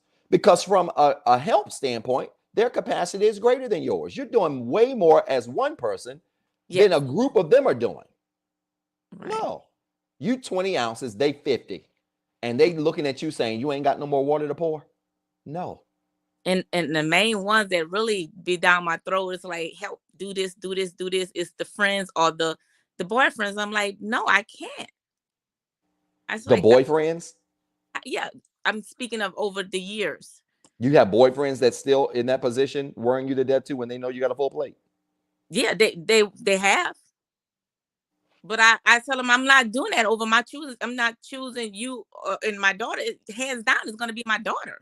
Well, we don't choose children over boyfriends. Anyway.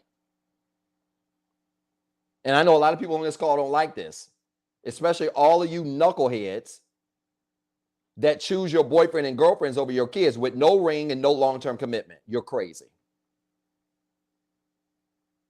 And people don't like this because it's old-fashioned. I don't care. The only time, and they're not going to like this either, Miss Trina, the only time you choose a man or a woman over your kids, when you get a ring. And there are going to be a lot of people that ain't healed enough on a level to even understand that. I'll never put nobody above my kid. That's fine. Let your kid sit in the front seat. Let your man or woman sit in the back seat. And then see how long that relationship works. Go ahead. I remember that. Go right ahead. I'm not going to go back and forth with people not on my mental, emotional, spiritual level. I'm not going to do it. So no, we don't put people above. We don't put boyfriend and girlfriends above our kids anyway. And you're going to know you got the right people when you're dating, when they honor the schedule you have with your kids. Date someone who's healed, and you're going to know that they're healed because they will never force you to adjust your time with your kids to have time with them. Never. Well, that's what I learned when I started watching you. Before I didn't understand why they kept saying, you're not that busy. You're not that busy all the time. You don't be doing this, working with your daughter all the time. I'm like, yes, I do. But when I started to listen to you and understand, I'm like, no, you're not healed then if you don't. Not at all. Not at all. I'm not going to make no woman choose between me and her kid or kids. I'm not. If I date someone that's got kids and you got to take care of your kids, and we'll figure out time. And guess what? If we can't see each other for weeks, then that's just what it is. What it is. But they try to guilt me on that. And I'm like, I'm sorry. That's all I'm saying. So you're doing the right thing. I want you to be careful healing. I won't say this to you, Ms. Trina. I want you to be careful healing, careful dating. And I want you to make sure from a mental and emotional standpoint, you are as stable as you possibly can be before you get out into that dating space. Because you have so much on your plate that if we do choose the wrong mate and we are not stable mentally and emotionally, this could take us a couple of steps backwards. Yeah. Right? I want you to be sure that you're in a good, stable place before you start dating. Because of everything you have on your plate, you're going to need someone not to necessarily come in and take the stress off your plate or take things off of your plate. You're taking care of your child. Right. Not for somebody to necessarily do that, but you do need someone to come into your life who is solid enough to understand the obligations that you have as a mother. Yes. And can give you support while you do it. Right. And that alone is the equivalent of people taking things off of your plate. I don't need people to come into my life and take nothing off my plate. Because most people I'll meet will never be able to do what I can do. Okay. What I need people to do is support me while I do what I do. Because your hand behind my back is better than you taking something off my plate. Thank you. I needed that. Does that make sense? Yes. Because that's Good. what I need, that hand behind my back. I think you have a beautiful spirit, sweetheart. There's no wonder men are falling all off of you. I think you have a beautiful spirit. And I believe parents that are good parents are absolutely attractive. I know it. When you a good daddy and a good mama, you fine. Because it's a different energy and spirit about you. So continue to prioritize what you're doing, but make them family members get in the back seat. Okay. Thank you so much. My pleasure. I hope to work with you in the future. I mean it. Oh, no problem. We're going to make it happen. Y'all, let's give it up for Miss Trina. That was awesome. Miss Trina, y'all. Listen, Miss Trina got me wanting to do a dating show. Miss Trina, there's got to be a healed man out here that would love Miss Trina. Beautiful woman, smart, great parent, take care of her kids, ain't run the street, understand priorities, healed. There's got to be a man out here that, hey, Doc, shoot me the digit. I'm trying to play matchmaker. I'm telling y'all, I'm a pilot a dating show. It's going to be virtual. I don't know how I'm going to do it yet. Lord knows. I don't. I hope I don't tear nobody's life up. But I'm going to try my best. But there's got to be. I love it. When I'm in this space, I meet people that do this work, and they're beautiful spirits. And Miss Trina is certainly that. All right, David Allen, I see you next, brother. You ready? Make sure. There we go. Let me get you on there. I thought I pressed it. Y'all support the show. What's up, brother David? Yeah, how you doing? What's going on, my man? You doing all right? I'm doing good. I was kind of surprised you hit me. So I saw you, brother. Yes, sir. I appreciate you. I'm tuning in. All right. Well, I'm young, 28 years old. Yes, sir. Band teacher, been there for 5 years. Okay. I was able to, of course, see a lot of successes. Now I'm in a way of dating now, right? I've had a few failed attempts at it, being that I am young and trying to, experience dating at this bigger age I am now, because it was way different when I was younger in college. Now I'm a different person. Sure. I had different responsibilities. Yep.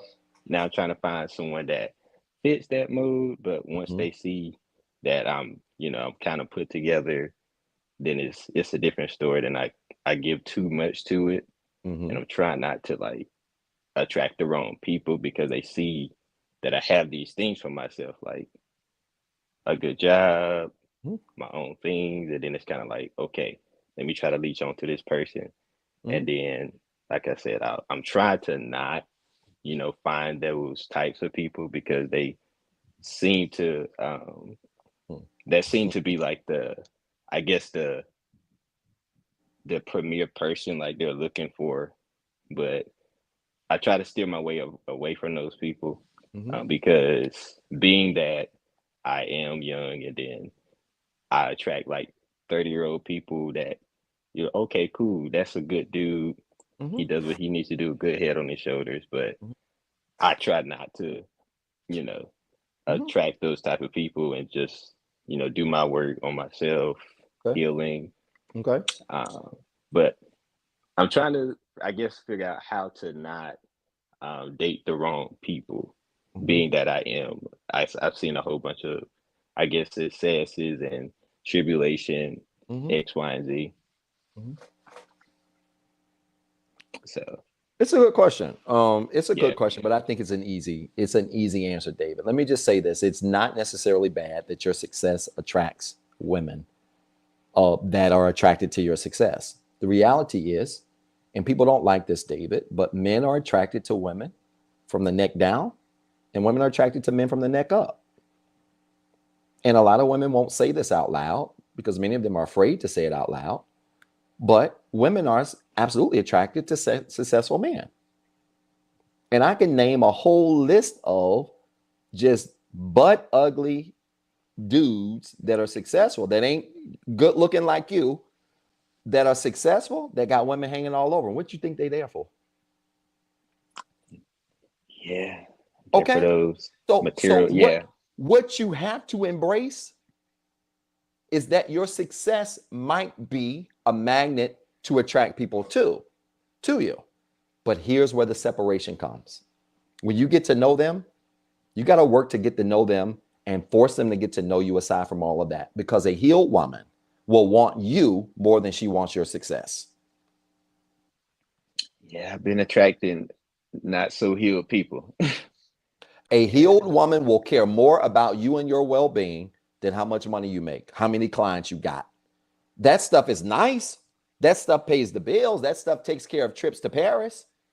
But she's going to be more interested in you than the stuff that you have. And why is that important? Because if you go out and get in a car accident and you become disabled and you can't work,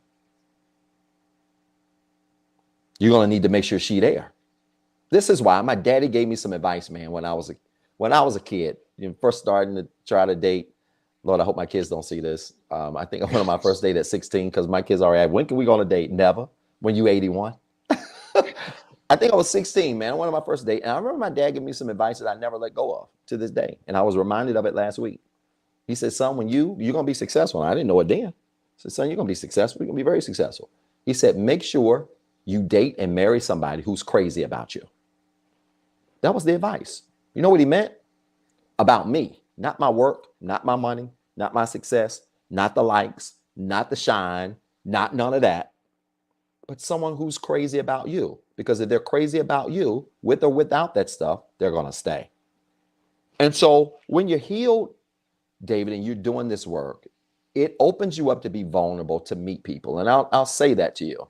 Be vulnerable enough to be open to meet women and engage with them. If you're in this dating space, when I say vulnerability, I'm talking about your ability to recover more than your fear of being let down. When a person is healed, one sign that they are healed is that they're willing to put themselves out there. And even if it doesn't work, they're willing to put themselves out there because if it doesn't work with her, they trust in their ability to recover from it not being able to work. So I want you to do that so you can engage with people. And if it doesn't work, hopefully you're healed enough, she's healed enough, you may even just be able to be friends. And even if not friends, you're putting yourself out there, but you're evaluating people based on how they want you and not the stuff you represent. And that's a process, man. I would say do it that way and take your time. You're 28. Yes. Yes. You're 28. And the reality is, women are not going to like this. Women are not going to like this. I'm going to just prep everybody before I say what I say. But I'm equal opportunity. At 28, if you continue to be successful, you can be 48 and you will be able to date women who are 30 and who are 60. And a lot of people don't want to say that out loud. It's the truth. Your job as a man is to increase your value. A woman's job is to sustain her value. It's good. That's a whole bar. I wish I had time to deal with it, but it goes back to masculine, feminine energy. And a lot of people don't want to hear this, men and women. I'm just looking at the comments laughing. The reality is a woman has value out the womb. Boys, we have to earn value. Women have to make decisions that sustain their value. Men have to make decisions that build their value. And if a man continues to build his value over time, if you think you're winning now, wait till you hit your 40s. It's a different kind of winning, brother. So date, but be vulnerable enough to be able to take some risk. When I say risk, let me be careful with that. Hold on. Hold. Hold on, brother. When I say take risk, when I say take risk, I mean be willing to date and engage people, man. It's okay. But be vulnerable or healed enough to be vulnerable. So if it doesn't work, you can recover and you can move forward and try it again. But yeah, we want to look for people that like us for us. And it's best to meet people in that mode so you can really get a true feel for kind of their character and what they're all about, which means in the beginning you should come out the gate spending all kinds of money and dollars. To take your time.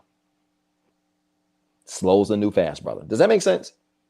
It does. And like I said, I've been trying to get some type of session with you for a good little minute, just to answer a few questions. But that's definitely one of them, because I'm now slowing down, because it has been trial and error, because I've been in that space where I had to actually, try things new, like date outside of what I'm normally dating or people that I normally date, and it happens. Okay, cool. That didn't work out. Try it again. Yeah. So it's in my distinct faith. I'm like, okay, I mean, spiritually sound, go to church a lot. Good, man. Good. Necessarily, people would be like, okay, cool, you find you someone in church, but it's not always the case. It really ain't, brother. So it ain't. I've tried both worlds, and I just said, okay, let me just find the person, like you said, that likes me or wants me for me. Yeah. Brother, listen, I'm going to just be vulnerable here for a second. I ain't going to make this about me. Let me tell you something. Somebody was born on the front row of the church. I'm not going to say I would marry somebody who don't go to church. I ain't going to go that far. I want somebody that does go. I want somebody that has a relationship with God, but you don't have to be no convocation suit wearing, hat wearing, because that stuff don't mean you living a righteous life. Some of the craziest women I ever been around in my life was in church. Yeah. And I know I'm gonna get in trouble saying that. I don't care. Crazy. Bat crazy. Yeah. Going to church don't make you healed, unfortunately. Because your spiritual development, mental, emotional, spiritual, physical, financial. The spiritual element is only one of 5 prongs to really live a healed whole life. So people master going to church or going to the temple or to the mosque.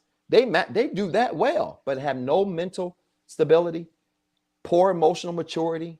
Lord, you want to be in some bad arguments? Argue with somebody that go to church every week, but they are emotionally immature. Bruh, they be trying to hit you with Bible and can't even regulate their emotions. So nah, man, that ain't always the solution. And I feel what you're saying, and I'm with you 100%. I wanted to love God, but just be a righteous woman. Righteous, the word righteous means to be in right standing with God. Be a righteous woman. You ain't got to be falling out and be walking around in convocation dresses all day. Nah. Brother, I hope this was helpful, man. Yes, it was definitely helpful. I'm glad I stayed up just to get to talk to you. I didn't know it was going to happen that way. Man, where you calling in from? Where you calling in from? Where you from? I'm from Wilson, North Carolina. Wilson, man. So good. You hometown. So I'm proud of you, man. I love talking to men. I love getting men in this space. And yeah, man, let's work in the future. I'll be opening my books real soon. I would love to work with you. I mean that sincerely. Okay. It's the email right here. Yep, that email right there. Okay. All right, brother. We'll talk soon. All right. Thank you so much. Hey, my pleasure, man. Right. Hey, y'all, let's give it up, man. That was a good call. That was real. That was I try not to make that real personal. But listen, man, y'all, boy, the church folks are mad at me right now. I know it. I don't care. Y'all out here trying to get somebody that look like they saved instead of getting somebody that is. Oh my God. I don't want somebody that looks saved. I want somebody that is saved. I don't want somebody that look righteous. I want somebody that is righteous. Because the ones that look righteous be sometimes the craziest ones. A form of godliness, which means they know how to look the part, but no power. Don't y'all turn this into a Bible study.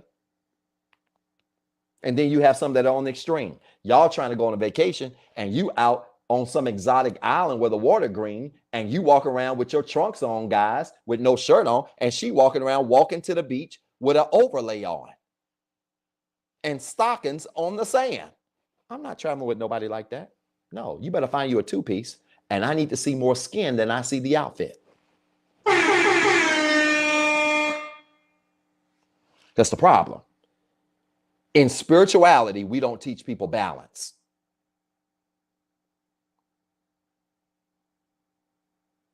No, I want you to be saved, but not on vacation. I want you to be righteous, but not on vacation. Oh, no. That ain't the time I'm trying to see Jesus. I'm trying to see something else. Oh, y'all don't like this, do you? See, if we taught this in churches and mosques and synagogues, the divorce rate would be better in those spaces. But guess what? The divorce rate is the same. Y'all don't like this, do you? Let me stop. I'm going to just stop because I'm not going to get into that. I got 3 more people on the line. And no, oh my God, I got 4 more people on the line. 1, 2, 3. No, 1, 2, 3, 4, 5. All right, I got 5 people on the line. So that's it. Miss Lesean, I think, was next. And then I've got David L. I see you, brother. Coming to you after that, all right? And we'll go from there. Miss Lesean, you there? Yes, I am. How you doing, sweetheart? I'm great this evening. How are you? I'm doing well now that I'm talking to you. It's a pleasure to meet you. Same here in Memphis, Tennessee. Oh, wow. My son loves Memphis. He's a John Morant fan and a Grizzlies fan. Oh, yes. They're great. Absolutely. Yes, great. Yes, yes. Right. My question this evening is a little bit different from what you've been speaking about this evening. Mm-hmm. Mine is dealing with grief. And my best friend was murdered here in July. Oh, no. And it's been all on social media, on the news and everything. And I'm in this place that I've only cried twice in regards to her. And I feel completely numb. Mm-hmm. And it's like I'm moving, but I'm in a fog. I guess you can say it like that. Mm-hmm. I get up and do my daily chores, my meditation, my yoga and all of that. Mm-hmm. But it's still like when it comes to her, I get extremely numb, you know? And I think the thing that made me cry yesterday was a bill collector called on her behalf. Wow. And I'm like, but the lady was so freaking gentle and human, which shocked me. Wow. And it made me cry. Wow. And I'm like, how sweet is that? That's sweet. I said, that's so good. I'm in therapy because, you know, dealing with that. I have to do the trauma therapy also for myself. Yes. And I've been in therapy for myself. Well, I guess you could say like the past 5 years. And I can honestly say, as a mom with 3 adult children, I've healed from the past relationship, divorce, etc. But it's like I had 2 deaths back to back. My nephew was in December of last year, and both of these was due to gun violence. You know, so people was like, but you're so strong. I said, yeah, but it hurts to be strong all the time. And it's like, do you cry? I said, well, yeah, it just depends on what's going on. I was like, I said, what do you want me to do? Break down like a potato chip? I'm like, what's really going on? And it's like, they was like, but you haven't cried. I said, well, I guess when I need to, I will. I said, so it's like, I told my therapist, I said, I'm trying to figure out how to move through this is my concern. They was like, why? I said, because I know I get emotional, but my tears don't fall. I said, so what do I need to do in regards to that? Yeah, that's a really good question. And it's normal. I want to say to you that that's normal. Think about the 5 stages of grief and you tell me which stage you think you are in, having only cried twice. The first stage is denial. The second one is anger. The third one is bargaining. The fourth is depression. And the 5th one is acceptance. So we know it's not acceptance. We know it's not depression. It's not bargaining. It's either going to be denial or anger. Feels like denial. I'm angry. Well, exactly. Well, you're not crying. It could be a combination of anger and denial because to your point, a person can be grieving and be angry, but not necessarily show the outward signs. Right. Anger can manifest itself in the form of, say, like numbness. A person could Exactly. be Okay. numb, and their numbness to a situation is really the reflection of internalized anger. Yes. Okay. I Similar got to resentment. If you want to put them you. as cousins, think Hmm. anger, resentment, numbness. I did a Okay. video on this just today. Yeah. Okay. Yeah. I read that. Just Yes. I saw today. that. Right? Yes. Anger, resentment, and numbness have a Hmm. lot in common because all of them can be bottled up inside of us Right. and concealed within us within a period of time. So I think it's Okay. between those two. And I would Okay. just say to you to continue to develop in the phase that you're in. If you feel numb, the most important thing for you to do is to do what you did today when the bill collector called. That sparked an emotion. You didn't try to hide it, you released it. Now it's a Yes. little awkward. Awkward. The bill collector Right. is a complete stranger. So it's a little Yeah. awkward. It can happen at the Right. most inopportune times, but that Hmm. allows you to process how you feel, to feel how you feel.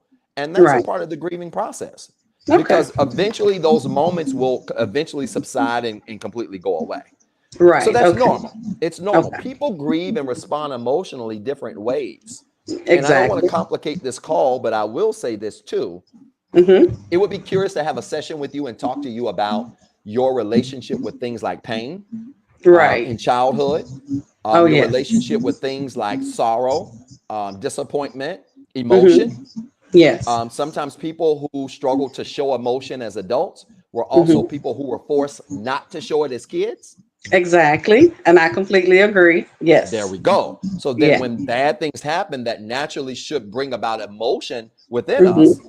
the child in us says to us, "Don't cry." Hmm. Yes. I So got you. that's where the inner child work comes into play. So I would Okay. recommend that you talk to your therapist about that as well. Okay. I will. Speaking to your childhood and how childhood impacts your ability to process your emotions as an adult, if that makes sense. That makes a lot of sense. Yes, it Oh does. man, I'm so sorry to hear about your loss. And Yes. that's incredibly tragic. I'm very sorry to hear that. Hmm. Okay. And certainly hope things get better for you, my friend. I appreciate that very much. I really My do. pleasure. It's a pleasure to meet you. I look forward to seeing you and talking to you again soon. Okay. Thank you. Have a great evening. You as well. Y'all, let's give it up. Great call there. Good. Great call with Mrs. LaShawn on grief and what that looks like, because that really is a thing. And yeah, my heart goes out to her. And you're right. You get tired of being strong all the time. But you have to be able to. I see somebody put in Instagram that's really good, disassociation or dissociation, and that's really good. Oh my gosh, y'all are still talking about this dating stuff. Speedos. Somebody said, "I want a man." I want a man in a speedo, but right with God. Hey, ain't nothing wrong with that. If that's what you like, fine. As long as he ain't on no beach. I was in Antigua and there was a dude walking across the beach who had socks on, walking across the sand. Bruh, I know dudes don't be liking their feet, but if you don't take them socks off on that sand, I don't get this. I don't get how we act. Maybe it's just me. I need my woman to show as much skin as possible. Well, doc, everybody else gonna say that's fine. They can look. I don't care. Because after that, we're gonna leave. We're gonna go to dinner, and then she gonna be dinner.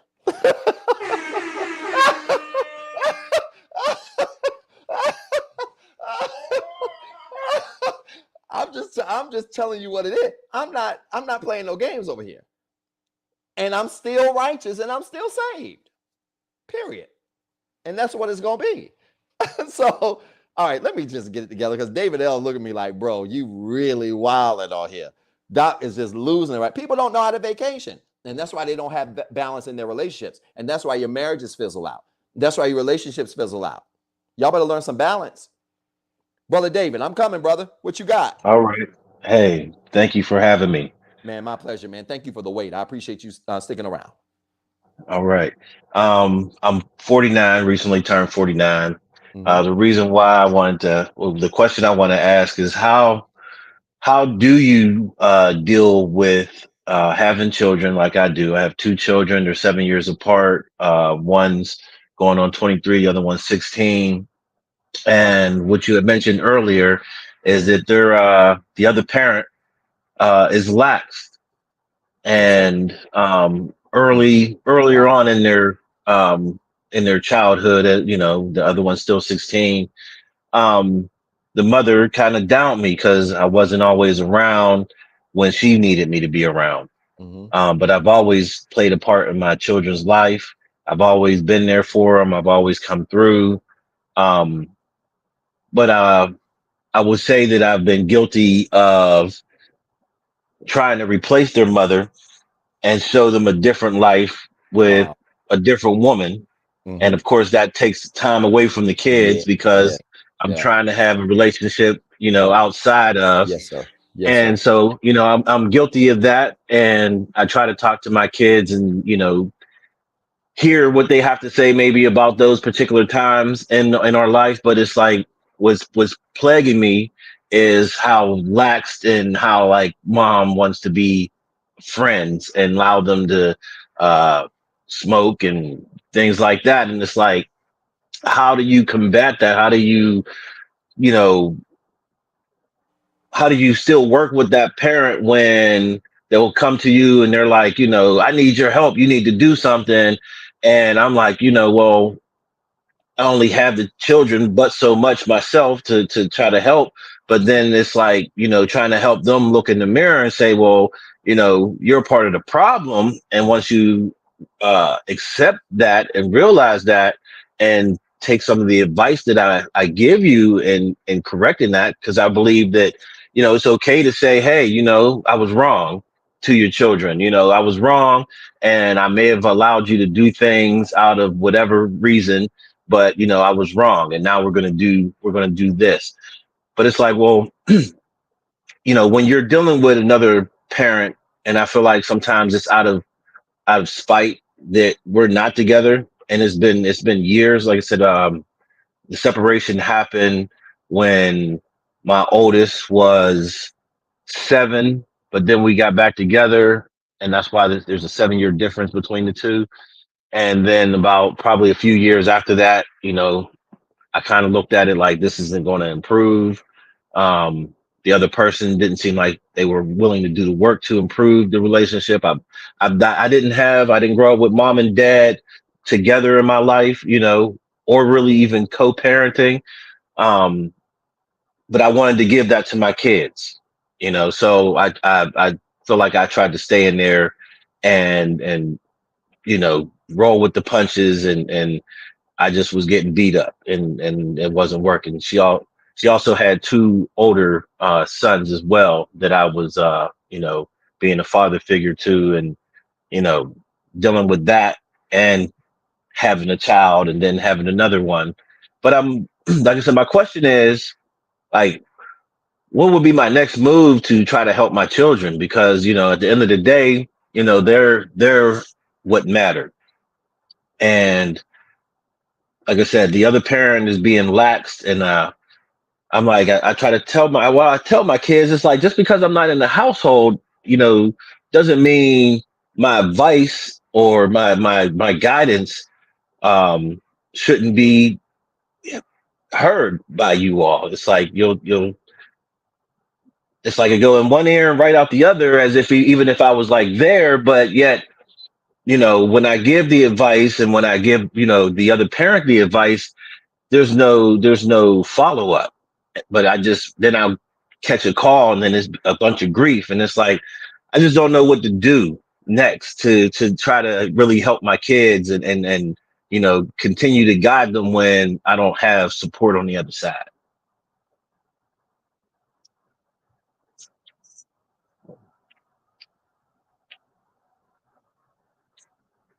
Oh,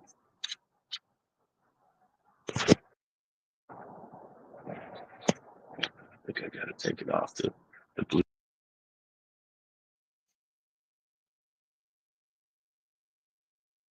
I'm not sure why I'm not hearing you.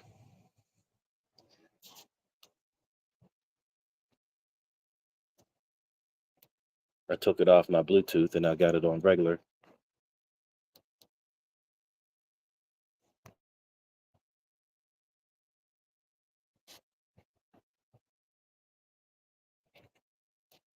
I heard you in the beginning.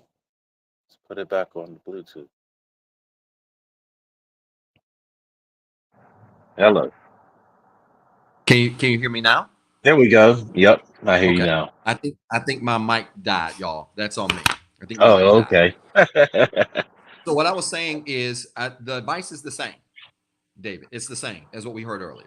Remember, a child only needs one healed parent. That's it. That's all a child needs. Your children, though, are older. So your children are making some very conscious decisions. Now, you're going to be in a position where you're going to have to be the example, but then really believe in what we know spiritually, that when you train up a child, you've done your job. And eventually you're going to have to find some peace in this situation. You already got one that is of age, 21. You said 21 and 16? 22 going on 23 and 16. 23 and 16. So you got one that's full-fledged adult. You got one that's close. At that age, they're making whole decisions. And the best thing we can do at that phase is then shift from, well, you're going to always be the father, but shift from daddying them to consulting them. Look, y'all out here making these decisions. This is what you should be doing. And here's the other big part, David, as a man, that's going to be important. We then have to model that. It's one thing to want our kids to be healed and make good decisions. It's another thing for us to be the example. And it sounds like you're trying to be that. I want to also put this out there because a lot of women get pissed when I say this. You'd be shocked at the amount of situations where the mama is dysfunctional and the man is the one that's doing the work. That's more common than what people think. Mm. There are a whole lot of women out here that don't want their kids. And you can tell that by their behavior and how they act, how they carry themselves. They can say they love their kids and want them all day. How you acting? Mm. Okay, so you are being the example, but you're going to have to continue to be that. And it might mean, especially for your 16-year-old who's still in school, trying to get through school, David, Right. I recommend this. You may even have to pause some of your life for this next 2 years to be more active in his life. Whether it's in sports, school, showing up, popping up, whatever. You may have to pause your life for the next year or two to try to be as present for him as you can while he's in school, so I have that there two are girls. no I'm sorry. huh? I have two girls. Two Yeah. girls. Oh Two gosh, girls. that's even more. That's even Yeah. more. You may have to pause your life to be more present in her life so that she is without excuse when she gets older and says, my daddy won't around. No. You're going to need to bend over backwards and do everything that you can to be present for her so that all excuses are eliminated. And once they become 18 and they make these decisions, man, they have to understand they're going to have to live with the consequences of those. And that's hard for a parent to hear. I get it. I'm a parent. I do. I'm actually there at their residence, their current residence, and even before the current residence, I'm there like every other day. You know, my daughter, she had an event. She's a public speaker with Gwen's Girls, Oh, nice. Very nice. and I'm there for her. You know, she says I have an event, even though I just recently started this job, and I'm like I don't have any vacation time. I was like, I'm gonna have to call off, and I did, and I showed up for her, and everything went great, you know.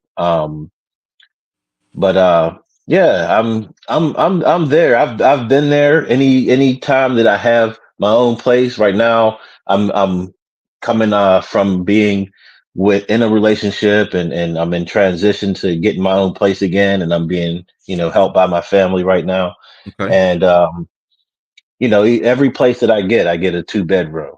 And the landlord asked me, like, it's just you. Why do you need a 2 bedroom? I was like, well, I have 2 daughters, and I always created space for them just in case, they need to or want to, or when they're over, they have their own space to be in. So especially because they're girls. So Yeah.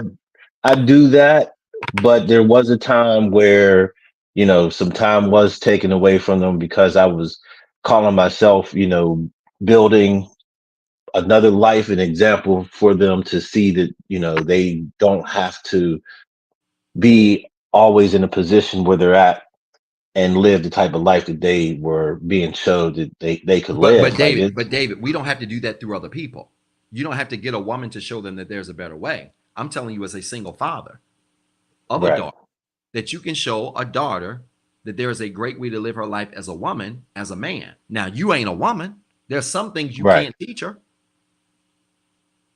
There's some things you cannot teach her, but we don't have to get a relationship in order to show our children that there's a better way. No, we can show them that there's a better way by being able to have the discipline, the self-control, the focus, the healing, single, if necessary, to show them how to do it that way. And then once we add somebody to our lives, it's just a bonus.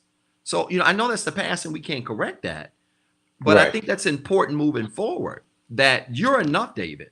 A healed you is enough to be an example to your children of what healthy dynamics and relationships with others look like. It's enough. Yes, sir. Well, it's enough. You. And again, I get it, man. You got older kids, grown kids, and you want to experience love and companionship, and there's nothing wrong with that.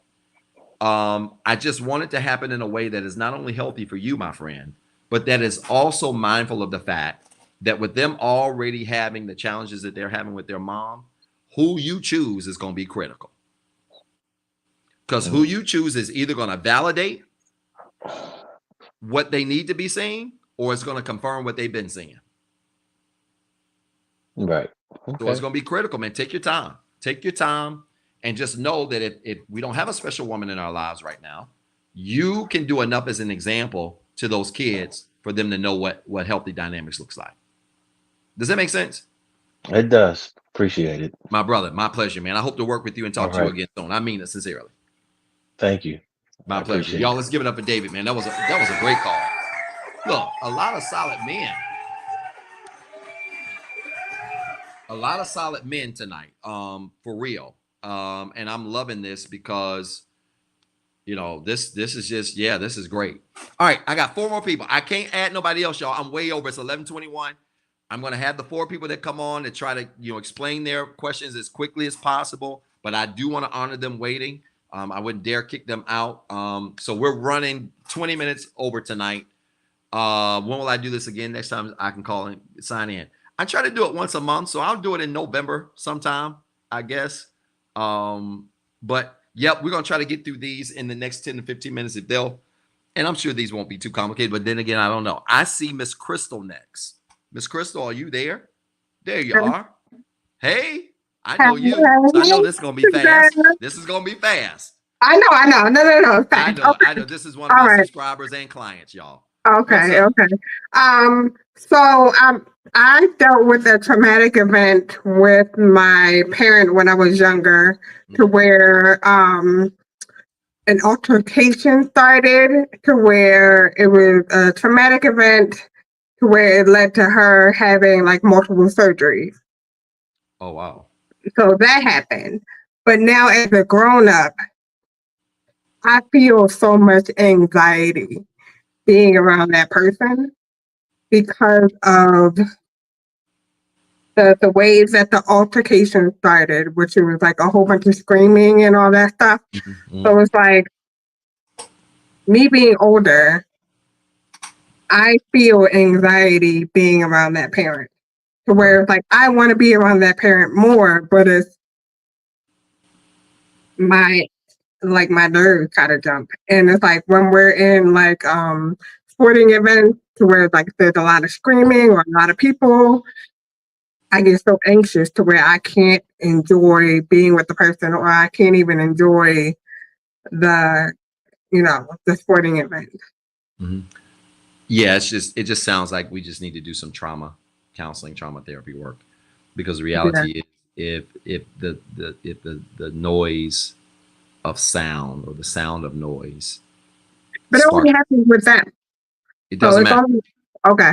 Doesn't matter. I mean, it's a trigger. Okay. And if it's triggering thoughts and memories of that experience, it just means we haven't fully processed it yet. That's all.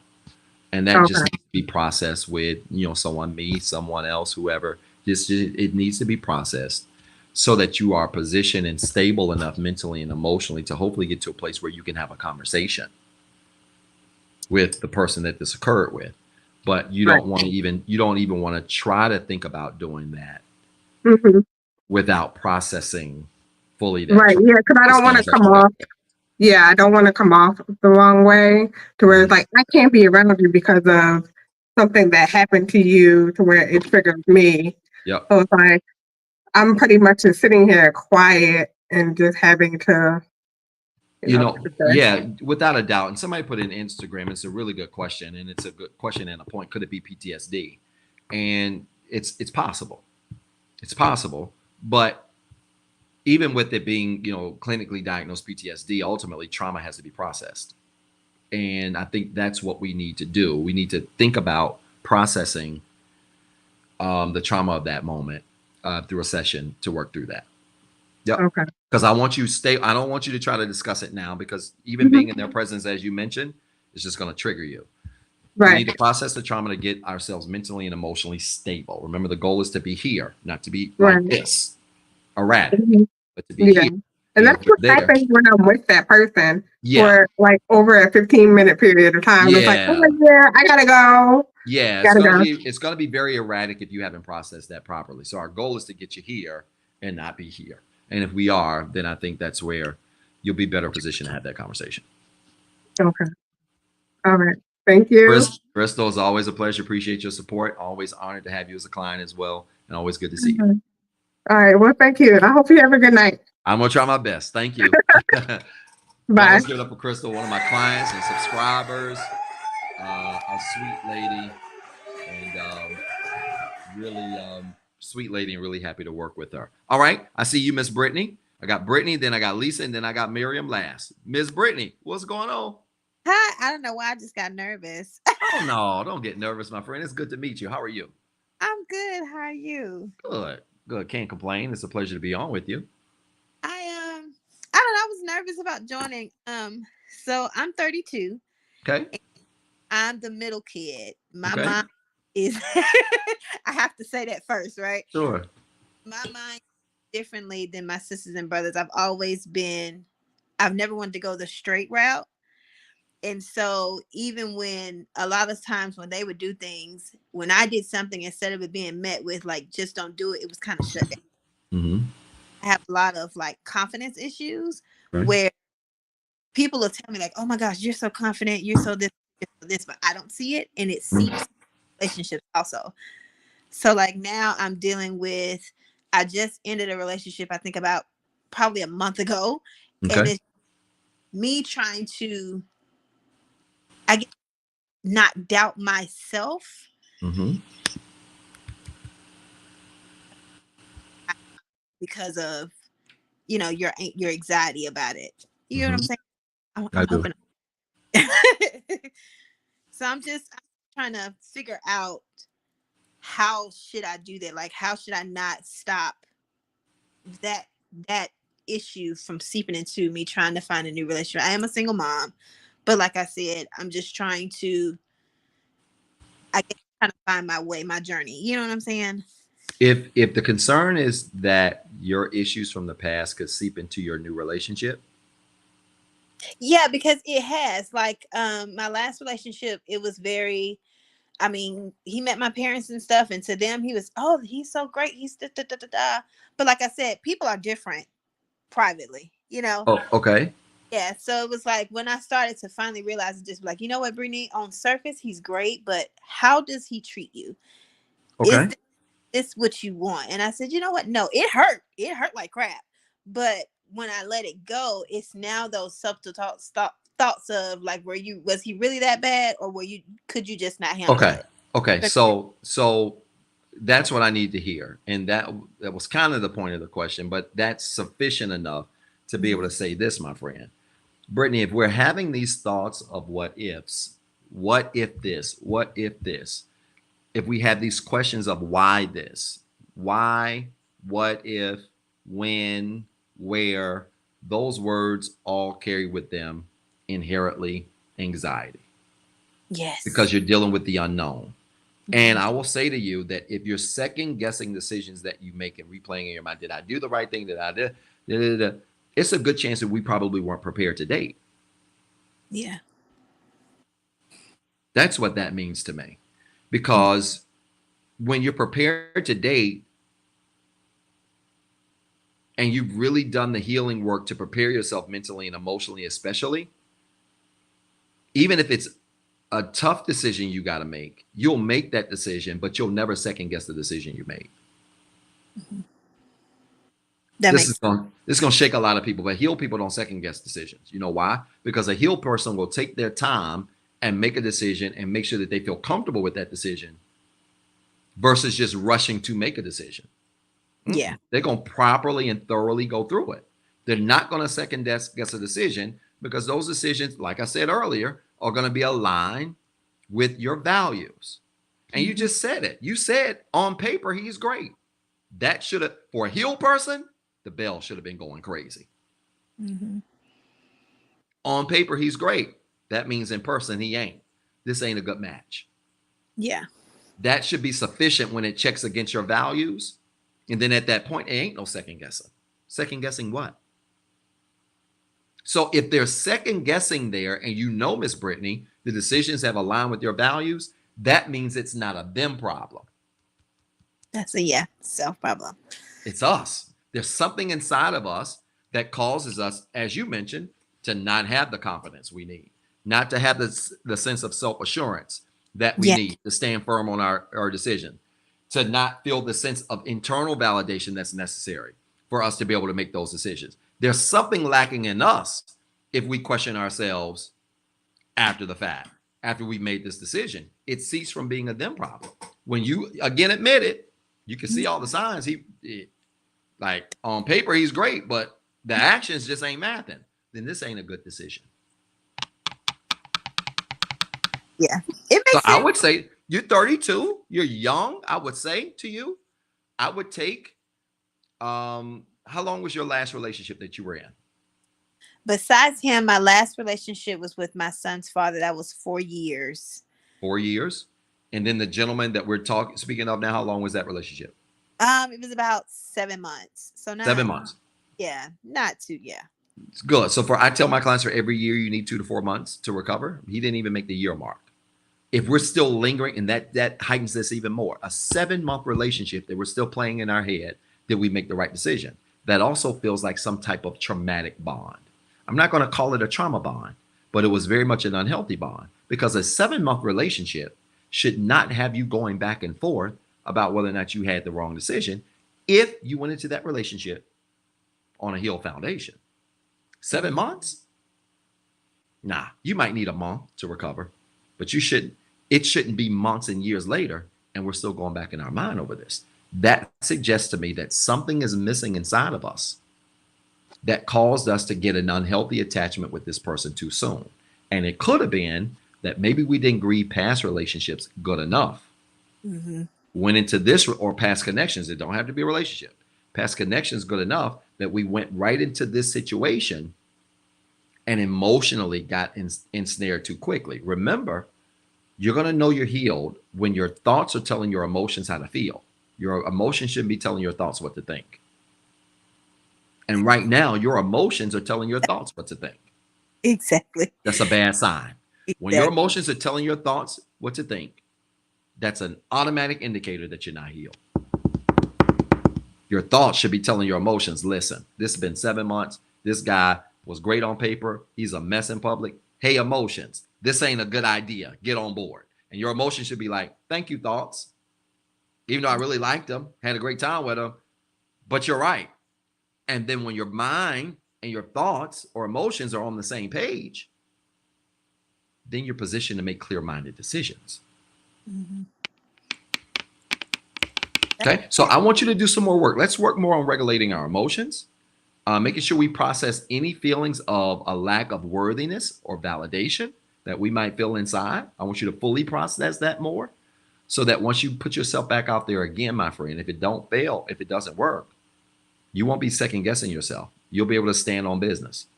Hey, I made the decision to move out. My values align with it. I'm good with it. Okay. Does that make sense? No, it does. It makes a lot of sense because I've been like, Yeah. I don't want you to overthink this at all. Let's just do some more inner work, especially as it relates to, as you mentioned, to your confidence, but specifically things like worthiness and validation. Let's get that back inner and not so external. And then once you do, People can show up how they want to. You're going to be decisive about the decision. You're going to make concerning them. You're going to make it, and you're going to go on about your business.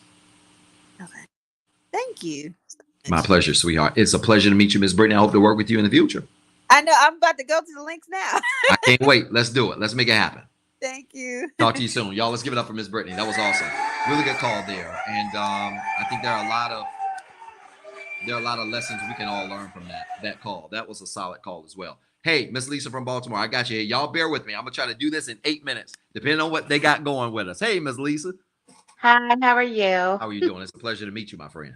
Nice meeting you. I've actually been looking at your page for the last, I'll say 6 to 8 months or so. Oh, wow. Oh, wow. Yeah, Thank you so much. I've always wanted to get with you, but you're always so busy.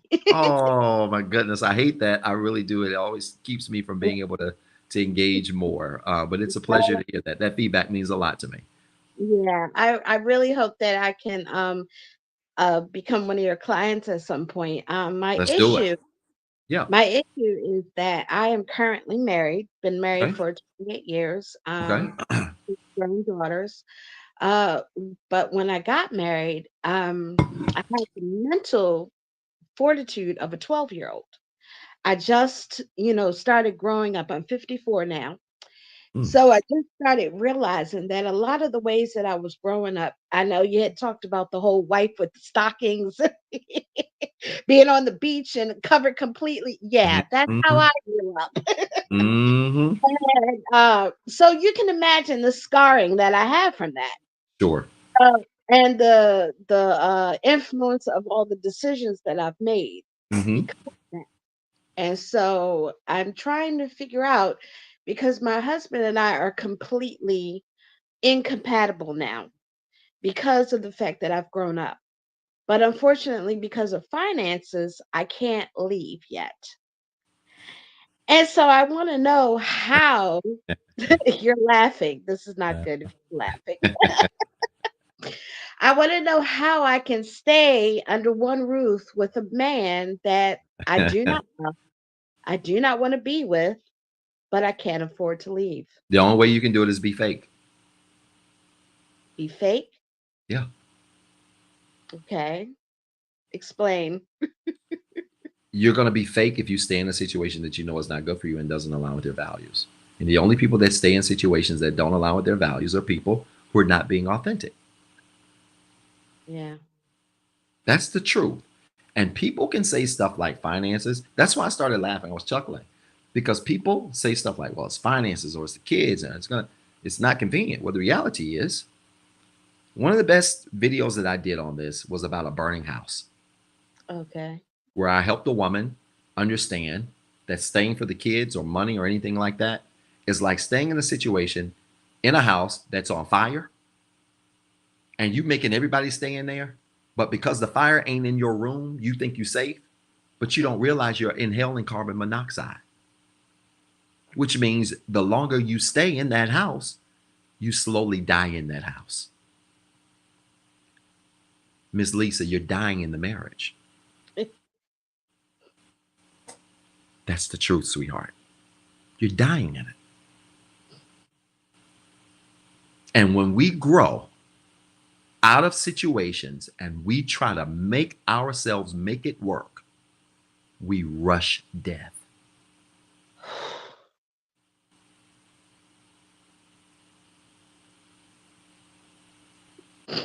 We speed the dying process up.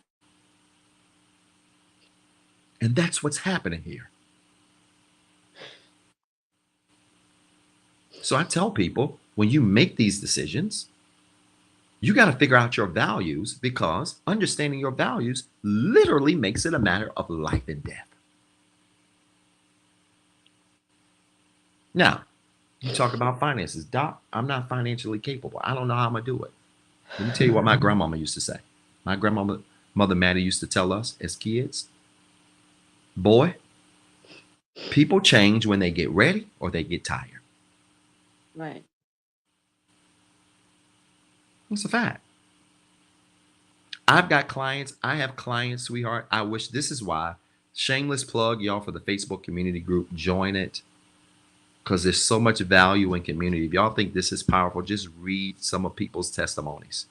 I've had clients, Miss Lisa, leave marriages that were abusive. They had no money. They got up in the middle of the night, have grabbed small toddlers that were less than a year old and went to their parents' house, knocked on the door with a bag of clothes, and started over. I don't have anybody I can go to, though. Listen, there are resources. We can talk offline. There are resources. But let me tell you something. When your values tell you you need to be in a different situation and you stay, this is why you feel the misery. Because inside, it's killing you. You're inhaling carbon monoxide by the day. When your values are telling you, Miss Lisa, I don't know your values, but I would assume, just talking to you, your values are telling you you want peace. You want harmony. You want respect. You want Is your marriage giving you those things? No. So if you stay, all you're doing is being fake. What you say you want, what you believe you want, but what you're doing aren't matching.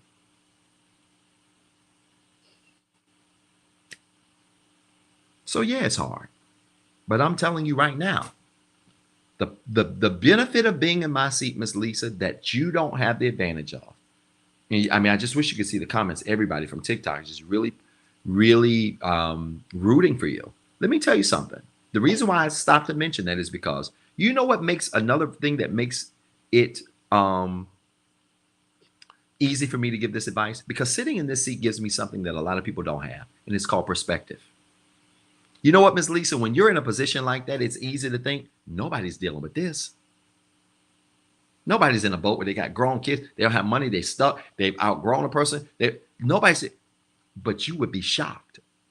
When you sit in my seat, your story's bad. I've heard 50 times worse. I'm sure. You know why I bring that up? Not to minimize how you feel. I would never minimize how people feel. I bring it up because my seat gives me something that a lot of people don't have, and it's called perspective. And when you get perspective, you realize that as bad as your life is, there's somebody in a worse boat, and they survived. What makes you think you can't? Right. You ever seen the movie Titanic? Yeah. On the movie Titanic, which I hate the movie because it's too long. When a sink is shipping, there are three different types of people.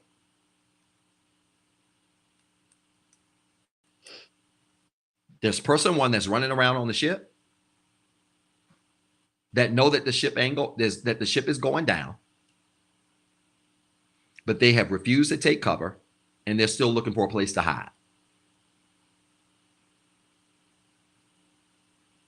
There's person number two, who are the people that were in the band still playing the music like ain't nothing happening.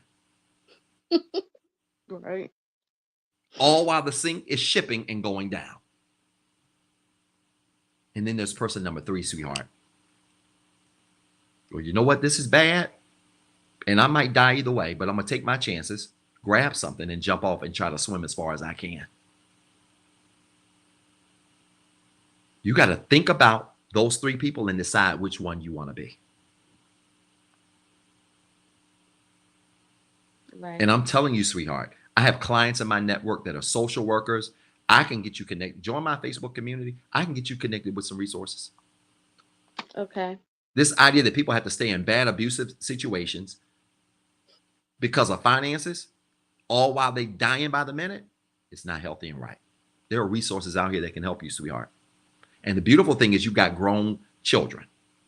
Yes, that is true. So this is even easier.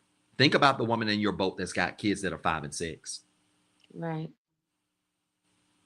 Again, this can be worse.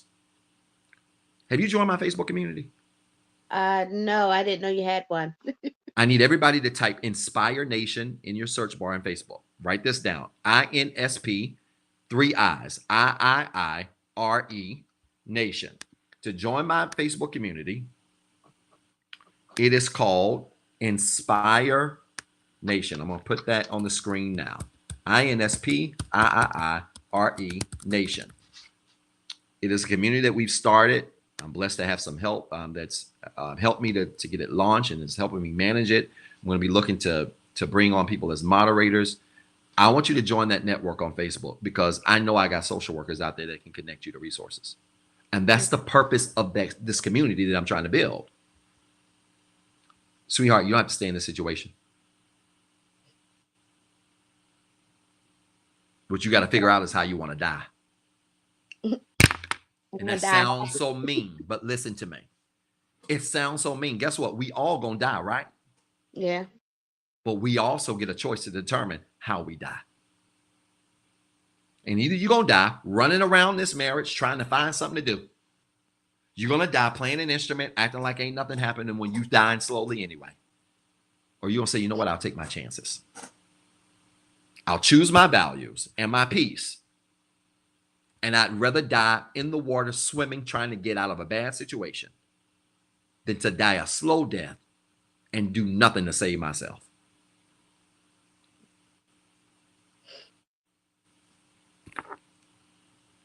Okay. I can get you there. We can get there. All right. I mean that sincerely, sweetheart. Okay? Okay. Thank you very much. When my books open in late November, December, I need you to be on the list. So how do I do that? I'll have the announcement out. I wish I could tell you an exact time frame when I'm going to release it. What I'm thinking about, Miss Lisa, if everything goes well, I'm thinking I'll probably release it maybe the week after Thanksgiving. Okay. For sessions to start in January, because my year is already smashed out. But I need you to get on that list so we can get a session. Okay. It ain't going to take but 1 or 2 sessions. Okay. Okay? All right. Thank you very much. My pleasure, sweetheart. I'm praying for you and I'm rooting for you. We're going to make it happen. Thank you. Talk to you soon. Y'all, let's give it up for Miss Lisa, man. That's a tough call.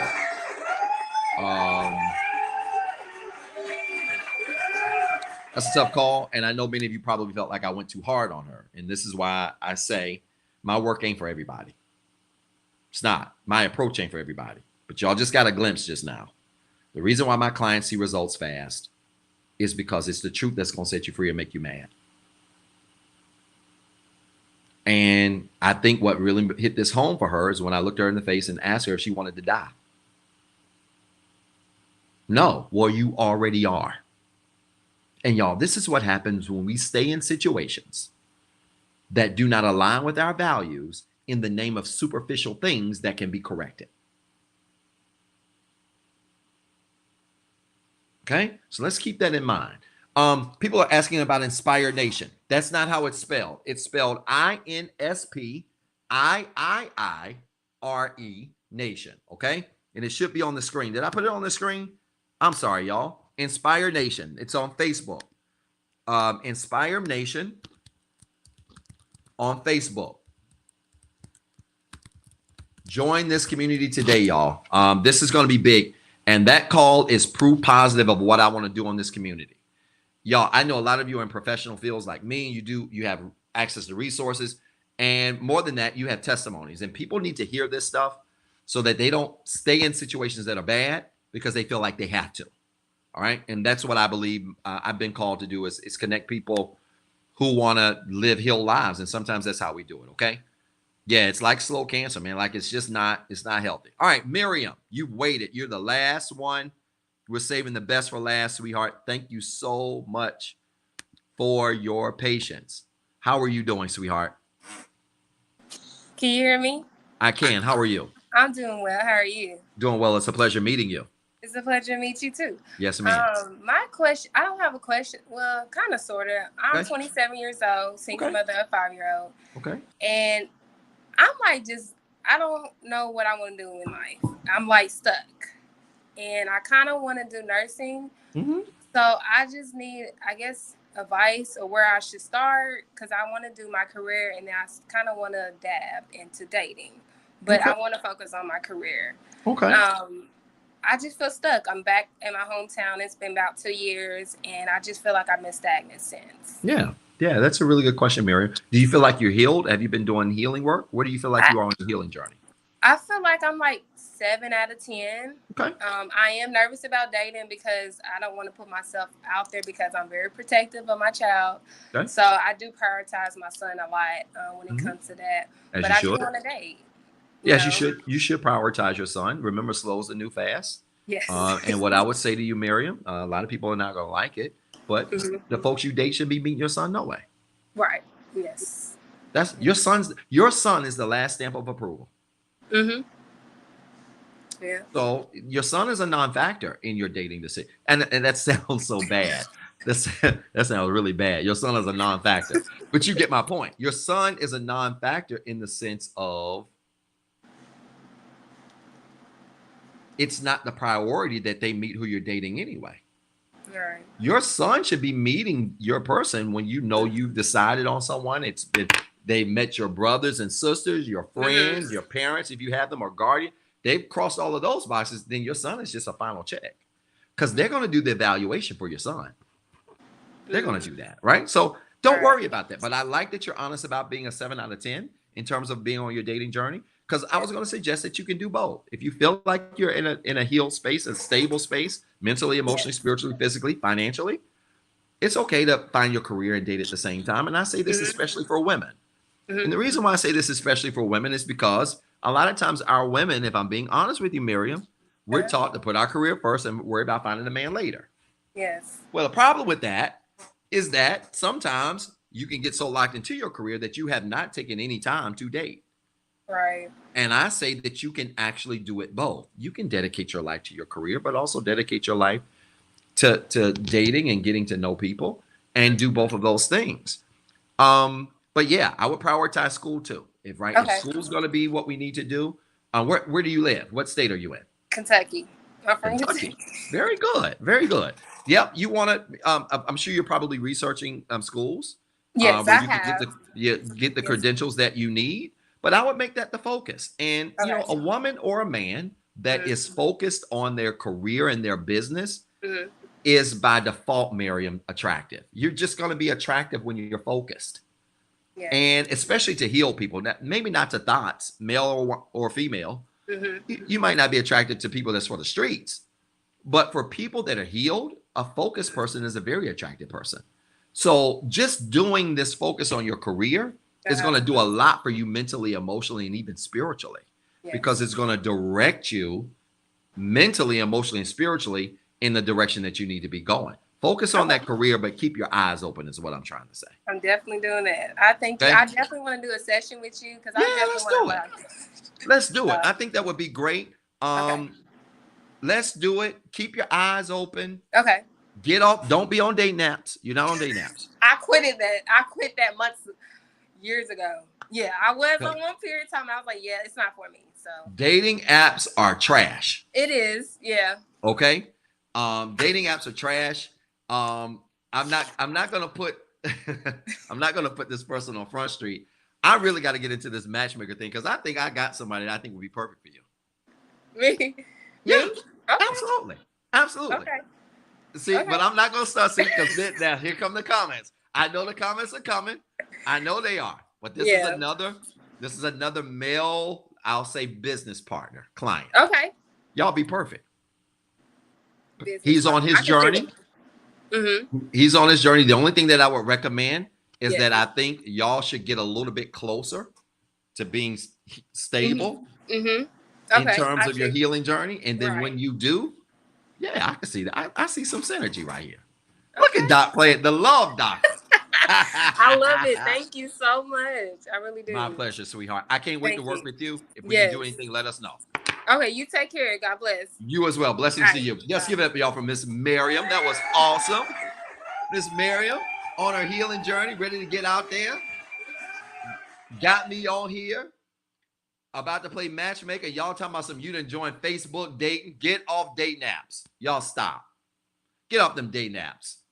Facebook dating. Y'all on Facebook date. TikTok date. Get off them dating apps. Ain't nothing but trash out there. Now y'all asking me, do I have anybody for y'all? Hey, I'm just saying. I saw a comment that somebody made. I know he's gonna kill me for this. I saw a comment that somebody made, and I was like, wait a minute, hold on. I see something right here. But dating apps are trash. Get off dating apps. Y'all go the old-fashioned way. Go to the grocery store. Go to restaurants. Travel by yourself. And be open to people you ain't normally dated. Because I'm telling you, your match is probably not in your type. Especially if your type is grounded in your dysfunction. This is why some of y'all single. Some of y'all single because you've been going after your type. And what you've identified as your type is grounded in dysfunction. That's why you keep on choosing these crazy people. Yeah, Mari, I bet you do. But my question is, are you trying to date your type? Or are you trying to date somebody healed? Y'all don't want to have this conversation. Oh, my God. Oh, no. Y'all don't want to have this conversation. Y'all out here trying to date your type. And that's why you keep dating losers and settling for losers, men and women. I believe you can get somebody that's healed and somebody that's attractive in your type all at the same time.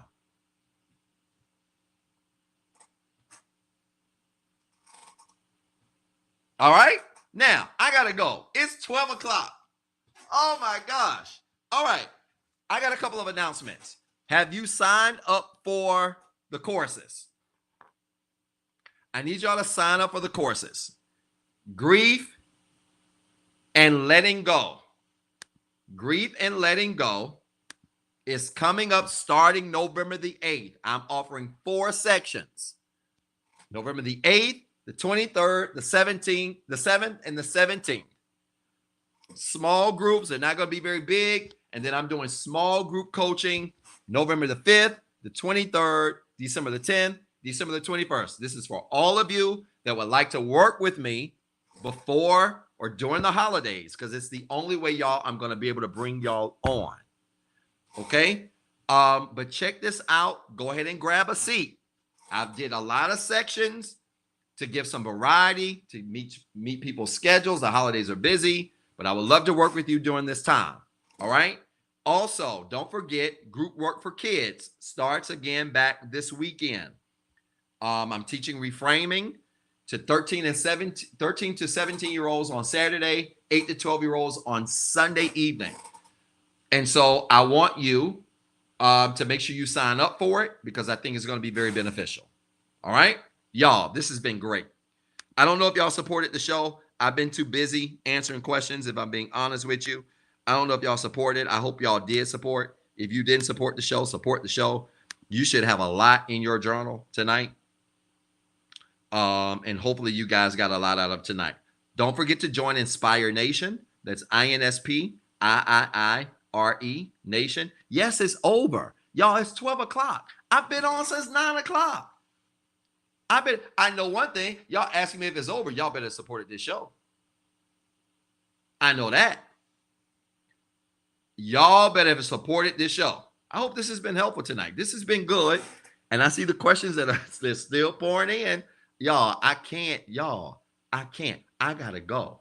I have to go. I know user 96655. I know. I got to go, y'all. I got to go. I will do this again soon. Y'all really enjoyed this, I see. So I'll do this again soon. Maybe I'll do this in a couple of weeks instead of waiting until deep into November. But I hope this has been helpful. Have a good night. I got to go. I'll see y'all. I have a video up content tomorrow. Sign up for the group works. Get your kids signed up as well. And let's get to work. Peace and blessings. Y'all have a good night. Talk to you soon. I'm exhausted. I'm tired, y'all.